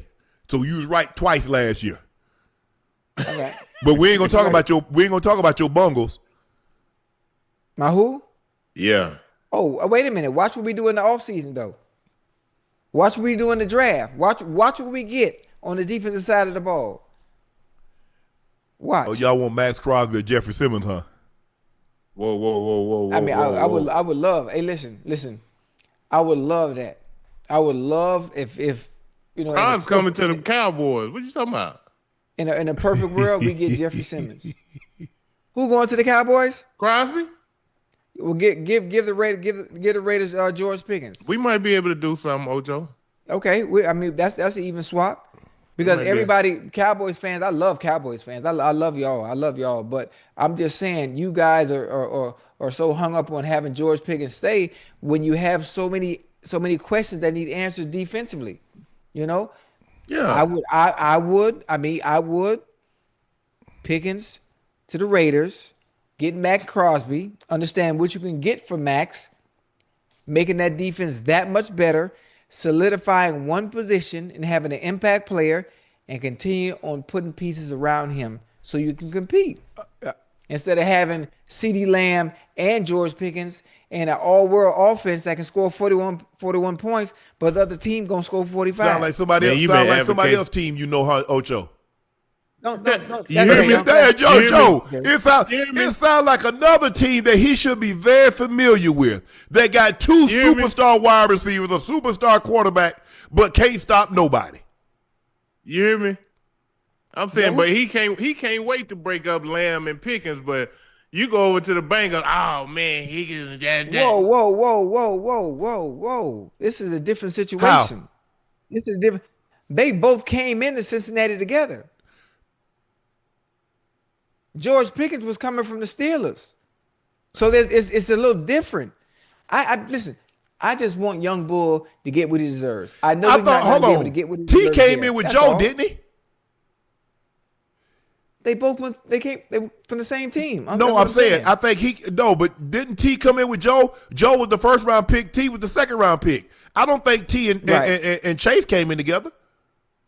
I didn't say they came in together. I said they came to the same team. Okay. It's not like he came from somewhere else. That's all I'm saying. Oh, but still. But you want to keep them together. You're not gonna listen. I'm listening to what you said. I'm saying you said you want to keep. Listen, you want to keep T. The Cowboys need help on defense. Y'all need help on defense. Right. We gonna be all right. Cause I told you what we gonna. I talked to ownership. I already know what we're gonna do in the draft if he's available. And we're gonna get listen, everything defense this year. Everything. Y'all going for big boy from Miami? You talking about Bane? Yeah. I don't think he's gonna be there. He ain't gonna be, he definitely ain't gonna be there. Y'all picking pretty high. He might be there. It's not like y'all in the 20s. Y'all ain't picking in the 20s. Y'all picking really high. Y'all in the top 10 or the top 12 for sure. Nah, we picking 10. Yeah, exactly. So yeah, there's a chance he'll be there. Hey, none of them gonna be there. Caleb Downs, Bane ain't gonna be there. They gone. Y'all need more than that. I know. I'm just saying. What about your team? Whoa. What about your team? My team beat your team. We all went home at the same time. We played the AFC Championship. We all went home at the same time. And missed out on our quarterback. We was a quarterback away, but I'd have been more disappointed had we had the quarterback and get to the Super Bowl and got beat. So it worked out how it was supposed to. That's fine. I'm just trying to figure out how Kevin Patullo get another job, and ain't nobody even mentioned Byron Leftwich. You know how. Right. You know how. We've had this conversation many a time. What Byron Leftwich need to do? He ain't slapped nobody.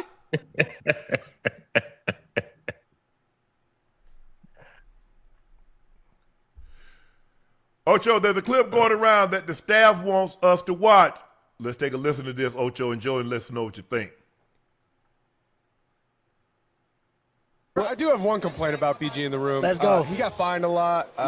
Biggest thing in the room where if you pass gas. I mean, this is a notorious thing. And it's like, it was. I mean, he spent a lot of money on that room just blowing air. BG, I have heard less of this later in your career. Did you change anything about your diet over the years? I did. Okay. Not to Bo, like how Bo lost. I want to get like how Bo is, like look different. Yeah, man. It had to change if I wanted to stay playing. Because you can't just. You get away with it as a young guy, but later on did this affect the smell as well? It do. It really do, man. It depends though, because some smoothies that you drink what kind of fines can get you $500 farts. What? Yeah. I mean, you're in the room all day with 12 guys or whatever it is. And we learned about the fines. Right. That's expensive gas, BG. It's some expensive gas. The price of gas is going up. Oh man. Thank you. That wouldn't happen. That didn't happen in the tight end room. That didn't happen in the offensive. No, sir. Absolutely not. You're crazy. Yeah. You don't play that, huh? Absolutely not. Nah, dude, just sitting there passing gas, Ocho. Nasty. Get y'all ass up and go to the bathroom. Yeah, Joe, I ain't never had no problem like that, Joe. Yeah, I'm saying I ain't never dealt with it neither, but I can imagine what that's like. Like, come on, bro. Yeah, somebody. Yeah. We never had that in the receiver room. No, that wasn't happening. Maybe the lineman, probably the lineman. The lineman, they eat all kind of stuff. Them nasty rascals, yeah. They come straight out the field and go fix a plate. Oh no. Now you always got to Yeah. beat the offensive lineman to food. You got to. You got to. Hey, but you heard what he said. He said, man, look, he had to switch up his diet because when you get older, you can't eat them Zuzus and Wham Whams you was eating at 23 and 24 years old, thinking you finna go out here competing, bro. Yeah. It just ain't gonna happen that way. But hold on, wait a minute. Ocho, you remember how the chat was getting on me with us like, your girl can't pass gas?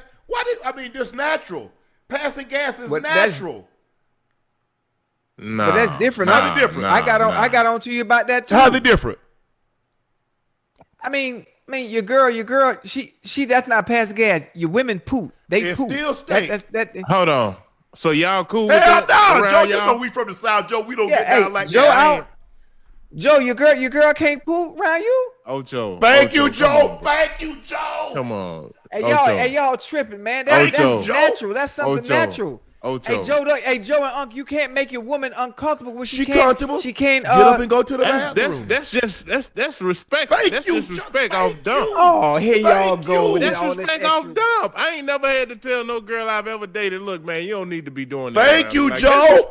Thank you. Nah, hey, listen. If you got to go, why you want your woman's stomach hurting? Because she got to hold it in. She ain't got to hold it in. Go Go to the bathroom. Around you, man. Yeah, I got 7.5 bathrooms. Find one. Blow it up. You could be like Professor Clump. Remember my Clump daddy was at the table? I called your name if your name. Have at it. But you're not finna do that around me. Hey, you know what? I honestly, like all jokes aside, I can't believe y'all, man. I can't believe y'all. Y'all would have a woman hold her stomach, make her stomach hurt simply because she's scared to poot around Joe, y'all. how many bathrooms? Joe, how many bathrooms you got? You got about 7, 8 bathrooms, right, Joe? And what if you're in the car driving? 7. What if you're in the car driving somewhere? And I'll stop at the gas station. And you know, women are a lot more strategic when it comes to like food and eating them. They already know. Like, this gonna cause my stomach. I can't eat this because they're gonna have my stomach. Thank you. I've been waiting. This is what I've been waiting for. Y'all two, the only two. I think it's disrespectful. Please. I think it's disrespectful to tell her, listen, if you're around me, if we're together, we're out in the car or whatever we're doing, you cannot pass gas around me. Thank you, Joe. Thank you, Joe. You ain't never had to say nothing? I ain't never had to tell no girl that, Ocho. That's just common courtesy. Ain't no common courtesy, girl. If you got the poop. I don't care about that. Look, it better be silent and not deadly, but you think you just finna be, you know what I mean, just around me just passing gas. Come on, bro. Thank you, Joe. Thank you. All that passing gas. Ocho ain't going for that neither. Ocho, come on. Joe, on my mama, rest in peace, Joe. I don't care nothing about that. That's fine. Girl, if you got to go, let it out. In one of them bathrooms. What that thing smell like? But it smells like. Don't go in mine. The master bathroom is mine. That's my throne. You see him? He also, Unc say she can't take a number 2 in his bathroom. Listen, if you deal with me, I like the whole. Some of the better conversations when you're in a relationship, Joe, they're hell when a woman is using the bathroom. Joe, listen. Women are pretty discreet with that. Thank you, fellas. They not just gonna be. I'm saying, Ocho, come on now. I don't know who this man. Hey, Joe, you ain't never had no conversation with your girl when she using the bathroom. Man, Ocho, I'm gonna be honest. I have, and it wasn't thank you. It wasn't like, you know. It was because it was something some had to be talked about. But I wasn't just going in there like, you know what I mean. No, I didn't say go in there. I have not. I have not. I put that on Mary Porter and my kids. I am not talking to you while you in the bathroom. Whatever you want to discuss, ain't nothing can get done before you get out of there. So we good. Joe, I told Ocho, I stopped talking to a girl because she did that. What? She pooted around you? She was in the bathroom. She went and used the bathroom. She had to pee. She got back to the door, stepped foot, and passed gas. Hey, Unc, that's romantic, Unc. You sure it was the right gas? I tell you what I did. I never called again and I changed my number. Unc, you petty, man. Nah, you're not finna do that. You're not. No, I don't play like that. I don't. That's human nature. It is. But maybe it's just because the way I was raised up. I was raised around my grandmother, and I'm very respectful of people like that. I don't do that. Yeah. Hey, when I go to to the bathroom, any woman that's ever dealt with me, when I go to the bathroom to pee, I cut the water on. I don't want to hear you pee. I don't want to hear myself. I don't even want to hear myself pee.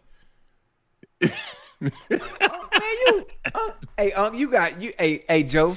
Uncle's alive, but he ain't living. He ain't living. Well, bro. I ain't gonna live. Cause ain't nobody finna be dropping no bombs, no stinky loads around me. No. Okay. Hey, look, them stinky low. I'm with Uncle on that.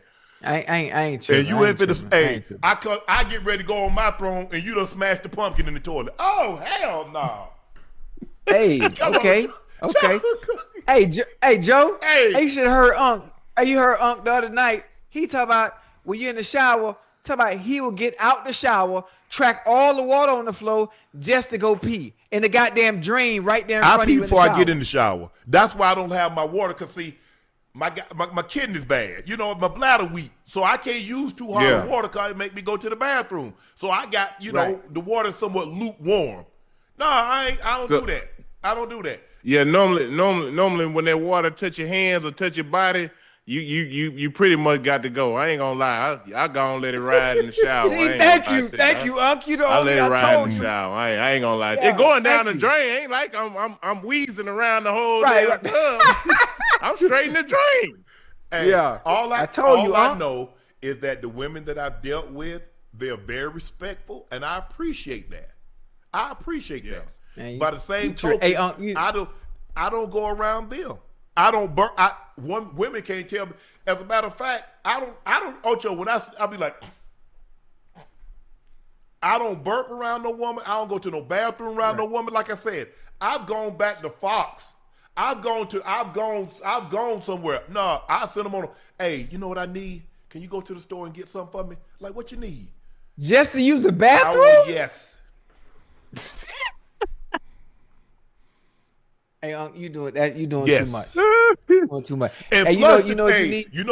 Now, if you really want me to get upset, I hate when they don't flush the toilet. They pee and got paper.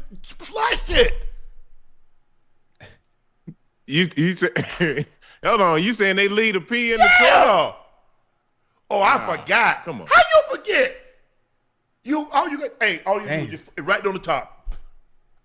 Man, look. Hey, you know what I don't like, Joe? Hey, you know what I can be honest? You know what I don't like is toilet tissue, right? I'm confused on why the toilet tissue is always in the garbage can, wrapped up, curled up. What you know what I'm talking about? They probably got the feminine product in there, Ocho. You can't flush that.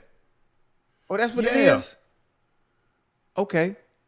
Oh, that's what the little red. Yeah. Okay. You said that's the little one? The little red. Okay, I got it. I got it. That's nah, man. Y'all, look. I think this is a generational thing, Joe. I really do, I also think it's a Southern thing. Cause each his own. Y'all have at it.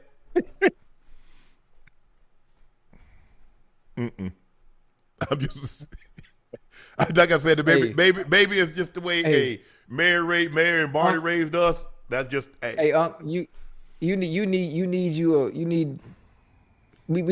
a Ocho, but we gotta break you out of this. We gotta break you out of this. No. Yeah. Ocho, cause look, you got a better chance of me eating a cookie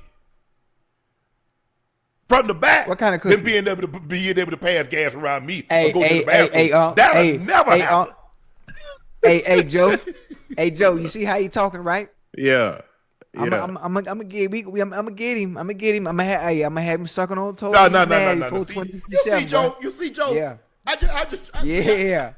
He don't ease into nothing.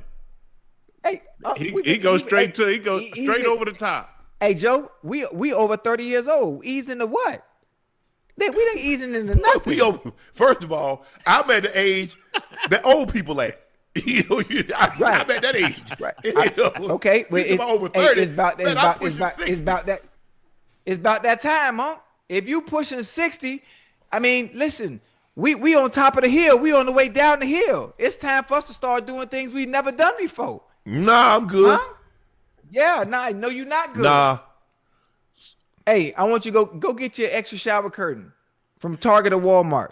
I don't think. I think all mine have like either you got the tub and the shower. I don't have a curtain. Man, I hated that. No. I remember the first time I got an apartment and man, I couldn't take no shower. The curtain sticking to me.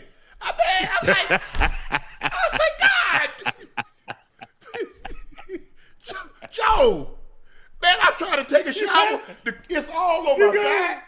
It's all stuck to my chest. Hey, man. You got the shower curtain in the tub. You got to put the shower curtain on outside of the tub. So I put the shower curtain outside the tub and stepped out like it broke my neck. Feet up in the air. Because it's wet. Hey, hell nah. Man, I just, like I said, man, look, I just, like I said, I had some experience. I think the thing is, Joe, I just like, when you grow up washing in a tub, foot tub, number 210 tub. I don't know what y'all call them. Y'all call them wash tubs or 10 tubs, Joe? You call them a tub. So you had a foot tub, which is a little round, and then you had a number 210 tub, which was the bigger. Oh, okay. The bigger ones. Yeah. So, when you take a shower, like, man, I just like, Lord, I don't really want a whole lot of life, but just let me have some running water and some air conditioning, and I'm good. Yeah. I don't care what the house look like, but I just wanted running water and I want an air conditioner. So now I got that, and plus the thing is, Ocho, like, you got to realize I had to go to the woods, so I'd be way over there, Spanky be way over there. We couldn't pass no gas in that. What? Man, Papa Grady would have killed, boy.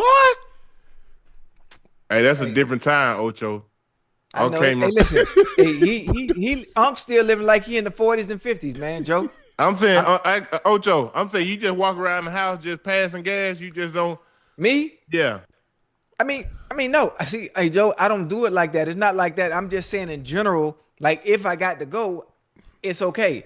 If you date, if we together and you date me, man, I get up and go to the bathroom. Listen, whatever you got to do. I got baby wipes in there. Make sure you do what's necessary. So I don't want no crumbs. I don't want no turtle heads. Got to have that baby wipe. Oh yeah. Yeah, get yourself together, man. I ain't got no problem with none of that, Joe.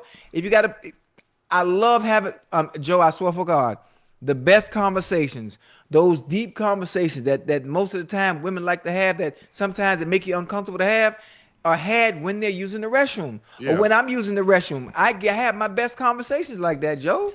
Yeah. Hey, that maybe it's me. I don't know. I'll just say, hey, Shannon, can you give me some toilet paper?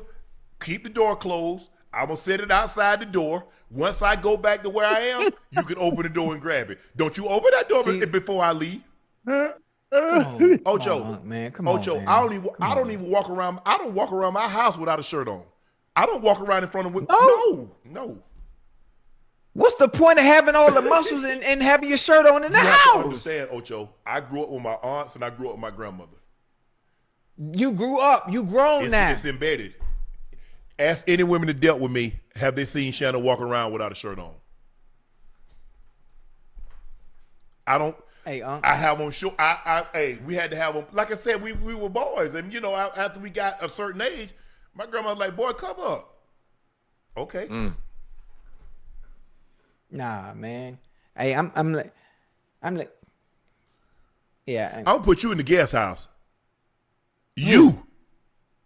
Why? You ain't finna be pooting up in my house and. Hey, man. Listen, I'm healthy, man. No. I can't believe that, man. You don't take your shirt off. You wear your socks in the house, and I mean, she got to close the door, and she can't ask for toilet tissue. I mean, like, come on, it's too many rules, huh? Ain't no rules. It's too many rules. Ocho, Gene Simmons, Gene Simmons from Kiss. He criticized the Rock and Roll Hall of Fame for inducting rap artists. The 75-year-old Kiss bassist has some choice words about hip-hop and its place in the Rock and Roll Hall of Fame. It's not my music. I don't come from the ghetto. It doesn't speak my language. I said in print many times, hip-hop does not belong in the Rock and Roll Hall of Fame. nor does opera, symphony, orchestras. It's called the Rock and Roll Hall of Fame. Damn. There are a lot of stuff. So you think your music speak to everybody? Because listen to him talk. He thinks his music speaks to everybody. I don't know if there's any music that speaks to everybody, but that's the whole point. Right? Yeah. It's almost saying like a kicker and a punter shouldn't be in the Hall of Fame. Do they not play in the NFL? Right. It's still music in general. You. Yeah, I mean that's unfortunate that he does feel that way. I would think someone like Mr. Simmons would understand when certain artists, regardless of genre of music, reach a certain level of success and in a catalog and their resume speaks volumes to reach the pinnacle of being inducted into the Rock and Roll Hall of Fame. It would be respected regardless of whether it's rock and roll or not, whether it's hip hop, whether it's country, whatever it may be. And the fact that he feels that way it kind of sucks a little bit. Yeah. Kind of sucks, but well, if they hadn't stole everything that we created, but that's not. We'll have a conversation about that at another date and time. But I guess he forgot about that. Well, you need to be ashamed of talking about he's not from the ghetto. So in other words, Ocho, half the people that listen to country ain't from the damn country. Yeah, that is true. That is true. But that's country don't speak to everybody, and it's okay. Right. I mean, I don't think he. I guess hopefully I live to get 75. But I think people say some of the dumbest things. Bro, you think your music speaks to everybody? You think country or whatever, the opera or whatever the case may be, music, every genre of music doesn't speak to everybody. But just because it doesn't speak to you, that doesn't mean it's not worthy for being in a place beside you. Right. Right. Damn, a lot Mr. of people, Simmons? Ocho, a lot of white people listen to hip hop and rap. They ain't from no damn ghetto. Facts.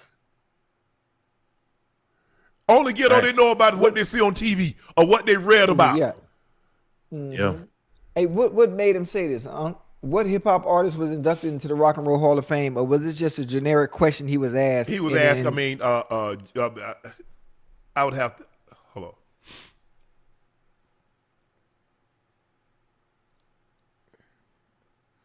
on. Twitter was quick to point out it's wild white artists are directly influenced by black musicians and still manage to be racist. Gene Simmons took their entire image from Patti LaBelle rock group LaBelle. Kiss manager saw LaBelle's costume and asked the designer to create something similar.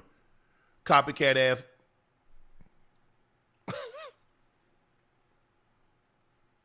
I mean, you go back and look at Little Richard. Go back and look at all those guys that was doing it before Elvis Presley. Right. But y'all don't really want to have these conversations. There's a deep, long, and rich history of who did it first. I'm not gonna make it that kind of show, but and stole it and pretend like y'all came up with it. Black people created rock and roll. Just FYI. Just to put that, I just want to put that out there. Yeah. Well, we probably giving him too much legs anyway. But anyway, I just had to get that off my chest. Ocho and Joe, it's time to play a fade presented by Prize Picks.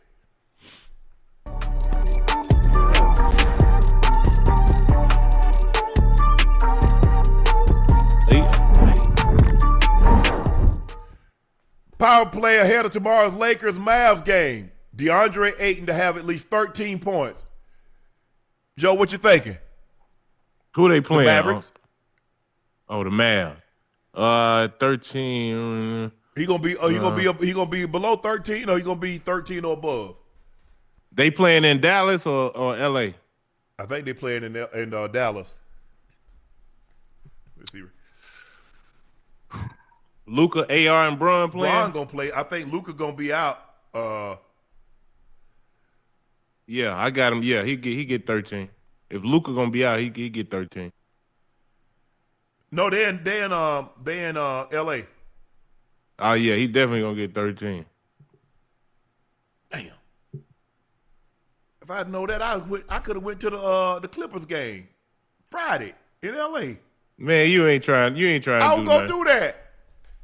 Okay, Joe. Oh, you was gonna do that? No. So you was gonna hey Joe, every time I ask on let's go to a game, he don't you know, now he was gonna, oh boy, I tell you, Joe. boy. This is the first time I had an opportunity. This is the first week I had an opportunity to just sit down. I ain't had to go nowhere. I just had okay. I've been traveling. I mean, I was just like, this is the right. I've been traveling too. You like what you to saying? travel. I don't. What is it that you don't well, get you about just that? said you just said you was getting ready to go to a game, but you didn't hit me up and say, hey, you want to go to the game? I'm thinking about going to X, Y, and Z. I said I didn't know. I just said that in jest.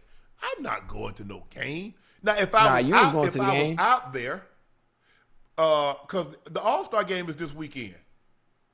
Well, let's go to the All-Star game. We no, you don't want to deal with that. With, I had told no on our behalf. What was gonna do? We gonna go to the game. You don't want to go? It's too late now. I passed on our behalf. Well, damn, Joe, you want to go to the All-Star game? This weekend? Yeah, let's go. Here you go. Yeah, my dog Joe. Hey, at least somebody want to hang with me. I'm just calling this bluff because I know he just talking. Nah, Joe, we can go to the All-Star game. LeBron James will have at least 8 assists. He'll have more than 8 assists. Yeah, I got him having 8. Yeah. Max Christie, at least 7 rebounds and assists combined. Rebounds and assists. He back in LA. He gonna be out there playing hard. I like Max Christie. I like his energy and effort. Rebounds and assists. It ain't but 6, ain't but 7. 3 assists, 4 rebounds. That's it. It sounds easy, don't it? Well, if he can't get that, Joe, I don't know what to tell you. Because you know it's gonna be a lot of the Lakers ain't like they marksmen. I'm saying he's starting right, ain't he? Yeah, I get him that. I give him. There you go. All right, so we saying Aiden. Aiden gonna have at least 13 points. LeBron will have more than 8 assists, and Max Christie will have it. Max Christie will have at least 7 rebounds and assists total. Yeah, I roll with it. I'm rolling with it. There you go. $25 to win $150. Download the app today. Use code Shannon to get $50 in lineups after you play your first $5 lineup. Prize Picks. It's good to be right. Yeah. Hey, Uncle Joe. What's happening? Hey, chat. I got a joke. Oh, Lord. Uh-oh. What we got, Ocho? Joe and Uncle, you ready? Come on. Chat, y'all ready? You ready? Yeah. How does a cat like their steak cooked?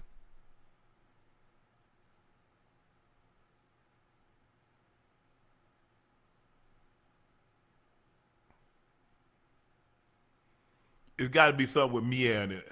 Medium. Nope. That was a cat. Raw. Rare, yeah, rare, yeah. I said a cat, not a lion. Last I checked, a lion is a cat. It's a big cat. It's a feline. Y'all just roared. Perfect. No. What is it? This man. This man here. It's time to play our final segment of the evening. It's time for Q. Hey, listen, I got that one right. Hey, no, it's rare, but you're supposed to sound like a cat. We did. No, you said raw. What are you talking about? You sound like a lion. Hey, that was funny. I like that one. I'm gonna use that on my kids All this right, weekend. give us the what you call them, the graphics for Q&A.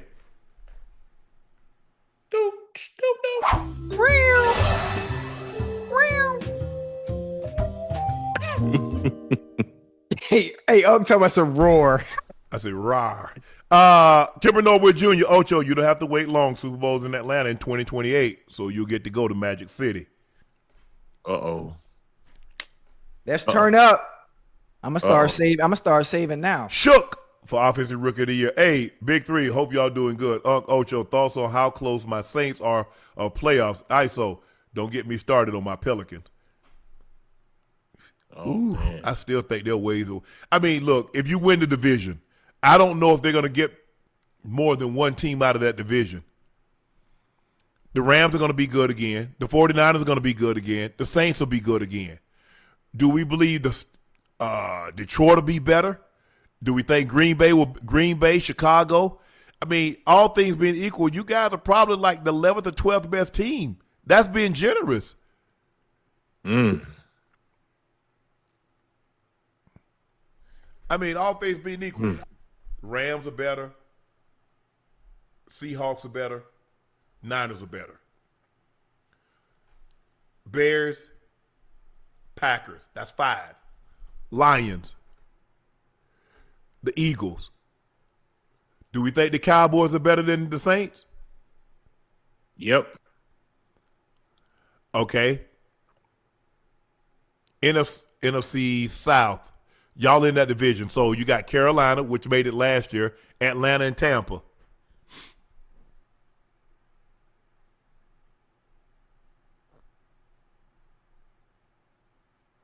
So with that being said, y'all probably like 10th, 11th, or 12th.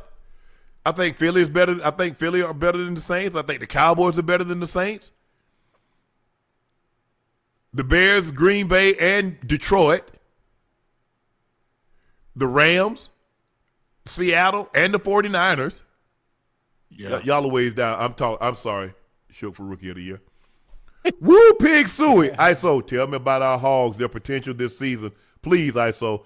And my McFadden, greatest hog. Good luck with the fame. People done forgot. What you think about the Pigs? Yeah. Joe? Hey, Uncle Ocho. We got a real shot. I know we led by 2 freshmen. You know, Darius Acuff, who will definitely be a top 10 pick in this NBA's draft. Malik Thomas. But we got other guys, surrounding guys who've been in college for, you know, some time that are able to help out their veteran leadership. For me, as a Razorback and as a fan, I love when Billy Richmond Jr. and Carter Knox, these are our wing guys, they forwards.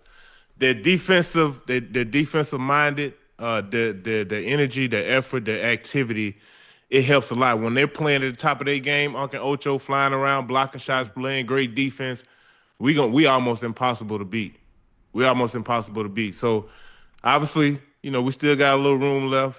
You know, March Madness is gonna be coming up here soon, but I expect us to be making a lot of noise in the SEC, baby. Yes, sir. Ocho, I don't know if we come down to the ACC and play against your Hurricanes. Miami? No. Yeah. We might come down there and see y'all. I don't know. I don't think y'all want to do that, Joe. Man, please. Thomas Dabney won. Shay, what happened to your eye? Don't tell me you got caught by a Zoe in the parking lot too. What's wrong with my eye? You got that red dot. What happened, man? I don't know. I was asleep before I got on here. That's what I mean. I guess that's what it is. I was asleep. I don't know. Which one? This one or this one? Like, no, the other one. You got like a little red spot in the corner. Yeah. Rick Love, I love. He got caught by hella hands. What happened? Man, I was sleeping. Brian Mateos, same people who needed their own halftime show also needed their own water fountain. Just disappointed, man. Ooh. That was a good one. JJ Carver, if the NBA allowed fighting, AD would be out of the league. Hey, that's messed up, man. But it was different. I mean, no, they had real tough guys. You go back and look at Kevin Willis. You look at Oak. You look at Mason. Man, you look at Xavier McDaniel, Charles Smith. Yeah. Them dude looking for a fight. Yeah, Bark, man. Mahorn, Lampier. No, they had real bumpers. Yeah. Yeah, they got guys who look, they have guys they bring in just for that action. Hey, we need you to go in there and cool that down right there. Tighten him up a little bit. Yeah, Ocho got it going. He out there popping it. All right, we got something for you. Go down the middle if you want to. You won't go back down there. I did go. Y'all did a good job in stopping Ocho from reminiscing about his high school basketball days. He was about to be reminiscing about that Haitian in the car and how y'all had to fight that man. Now, Ocho, that's one thing about Ocho. Ocho, hey, when somebody done got the best of him in that situation, he just chalk up his losses and just move it along. Ain't nothing to fight about. Nothing to fight about. Tell him, Ocho, it's plenty of fish in the sea now. Oh, but one thing about that, bro, I keep a fishing pole with me. Yeah. You hear me? Hey, Joe. Hey, Joe. I keep a fishing pole with me now. Yeah. Yes, sir. Man, but I told you what, hey, Joe, my aunt, rest her soul, Gladys, he broke up with a guy, and my grandma loved the guy because he would go to church with my aunt. He come pick her up, did things, buy things for her. My aunt broke up with him. She didn't like, and my grandma like, ooh, I sure love that boy. I don't know why you broke up with him. And my aunt said, Mama, there's plenty of fish in the sea. My granny deadpan said, yeah, but you might not catch him. Yeah. Boy. Why you playing? Yeah. Hey. My grandma always had people say, where you get your my grandma was always slick with it. Yeah. Swollen red, unspeaking facts, Kuminga fam showing out taking all that food. You can't go there taking it. It's too much. Ocho, I'm mindful of that. I was like, man, all this food, like, nah, I'm good. But look, if you got a bad rapport with the team, y'all already ain't seeing eye to eye. Man, go on, get what y'all want. I'm telling you, that's what he told him. Go ahead, take what you want in there. Nah, I don't eat it, but I'm gonna get on up out of there anyway. I don't want nothing. Samuel LeGrand 89, Ocho understand, but he don't agree. Ocho understand, but he don't agree. Man, you know how Ocho is, man. On what part? Oh, he probably talk about the food. Yeah. Fila 404, hockey isn't told to join a few good men. Why? Isn't that a double standard? But look, there are a lot of double standards in said sports. But you understand said sport, Ocho. Okay, hockey, right. Y'all can fight. Certain sports you can fight. I mean, you drop the gloves, you know what time it is. Yeah. Ain't no baseball, rule in football, you drop your helmet, we know we finna bump. Nah. And baseball every so often you get a batter charging the mound. Get hit, yeah, absolutely. Hey, that's so exciting. Or you admire your home run for too long, you better get your ass around the base. You know that 96 mile an hour dead in your ribs. DS 3651, Ocho Iso love the show. Me and my wife been here since day one. Ocho, you said you were getting a dog. Check your DM. Man, Ocho gone too much. He ain't getting no dog. Yeah, but I might have all white everything in here, but dog will. No, sir. Swollen Red, I'm from Miami, but I can't claim the Guppies. I don't blame you. Teddy Hart, 29-13, make an all-star MVP, override the 65-game rule to remain eligible for season awards. Guys would actually try, guaranteed. Now, only a handful of guys going to be eligible for it. Right. I mean, for the most part, guy ain't coming out of nowhere to win that award. The game is in L.A. So normally when the game is in, like, somebody on that team, which is Kawhi, Luka, obviously it's going to be in Kawhi's building. You kind of try to push Kawhi to get it. But the international, they loaded. So that might be Luka time. Joe, isn't that how y'all did it? If somebody, let's just say it was in Atlanta. Right. They would, make sure you got your fair share of plays to be able to make that happen. But man, listen, with it being in LA, Uncle Ocho, I think that boy Luka gonna be out there trying to show out. You already know it. You already know. I know it's in Clipper building, but shh. Terry Bullard said, we need to try to get D-Law on the show. We'll get on that. We'll have our people try to reach out, and we'll definitely try to get him on. Jordan B. Highs F, what's y'all opinion on Zaire Franklin and Jeff Teague's situation on 520 the other day? Love watching you guys. Nightcap for life. Look, I don't know. What happened? I didn't really see it. What happened? I didn't see it either. I guess they were just. I don't really know. I just saw that it seemed like it got really contentious. I don't really know what they was talking. I think Jeff was like, "We're more famous, we're more known, make more money." I really don't know. I just think it probably shouldn't have went there. For the simple fact is, like, if we got a contributor coming on, this is how I look at it, Ocho. You let me know what you think. We got a contributor coming on. Mm-hmm. I don't really look at Joe, but let's just say for the sake of argument, last year Joe coming on. Joe have his opinion on something. My job is not trying to shoot that down. Right. And so I just think, and look, we're competitive. We're, testosterone still pump high, no mind do, But I look, I like I said, I don't know. I don't know Frank. Watched him. I know Teague a little bit. Had some conversations with him. But guys, I really don't know enough of how it started. I just saw what was trending and was going back and forth. But I would have to go back and sit down from the beginning and see what precipitated it and what led it to get to where it got. Right. Same here, because I seen the frenzy that it caused, but I didn't see the interview or whatever they was talking. Scruffy ULTD, give it up to the fam. Jared Reed, 90 Seattle defense from Goldsburg, North Carolina. Goldsburg High, stand up. Just another kid from Goldsburg. You guys did it. Alabama alum. Only ID, top 5 NFL fans on my list. The Mannings, the Sharps, the Kelseys, the Watts, the Barbers. What's your guys? That seems like a pretty good list to me.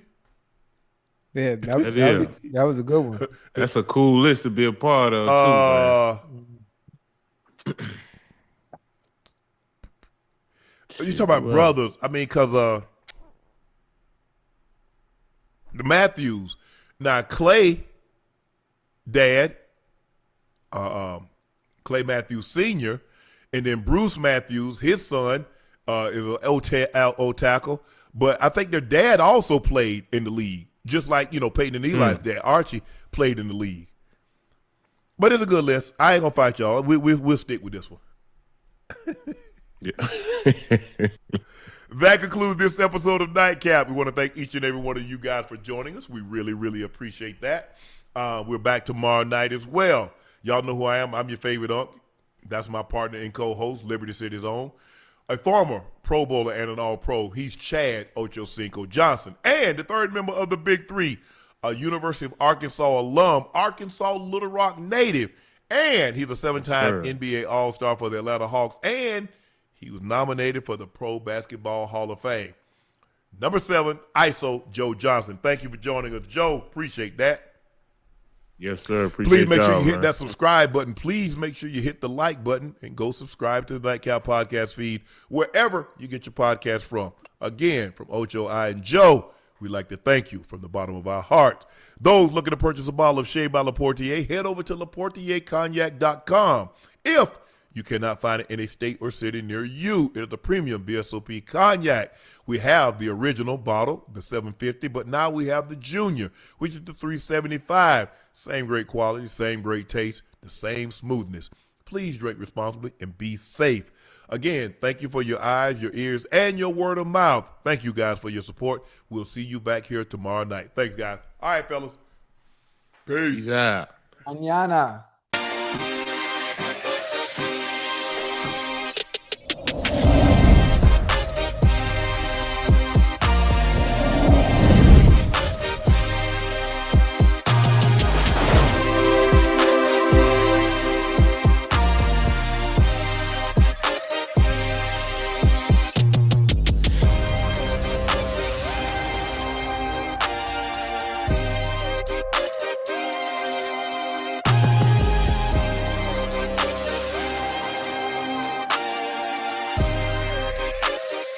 Peace.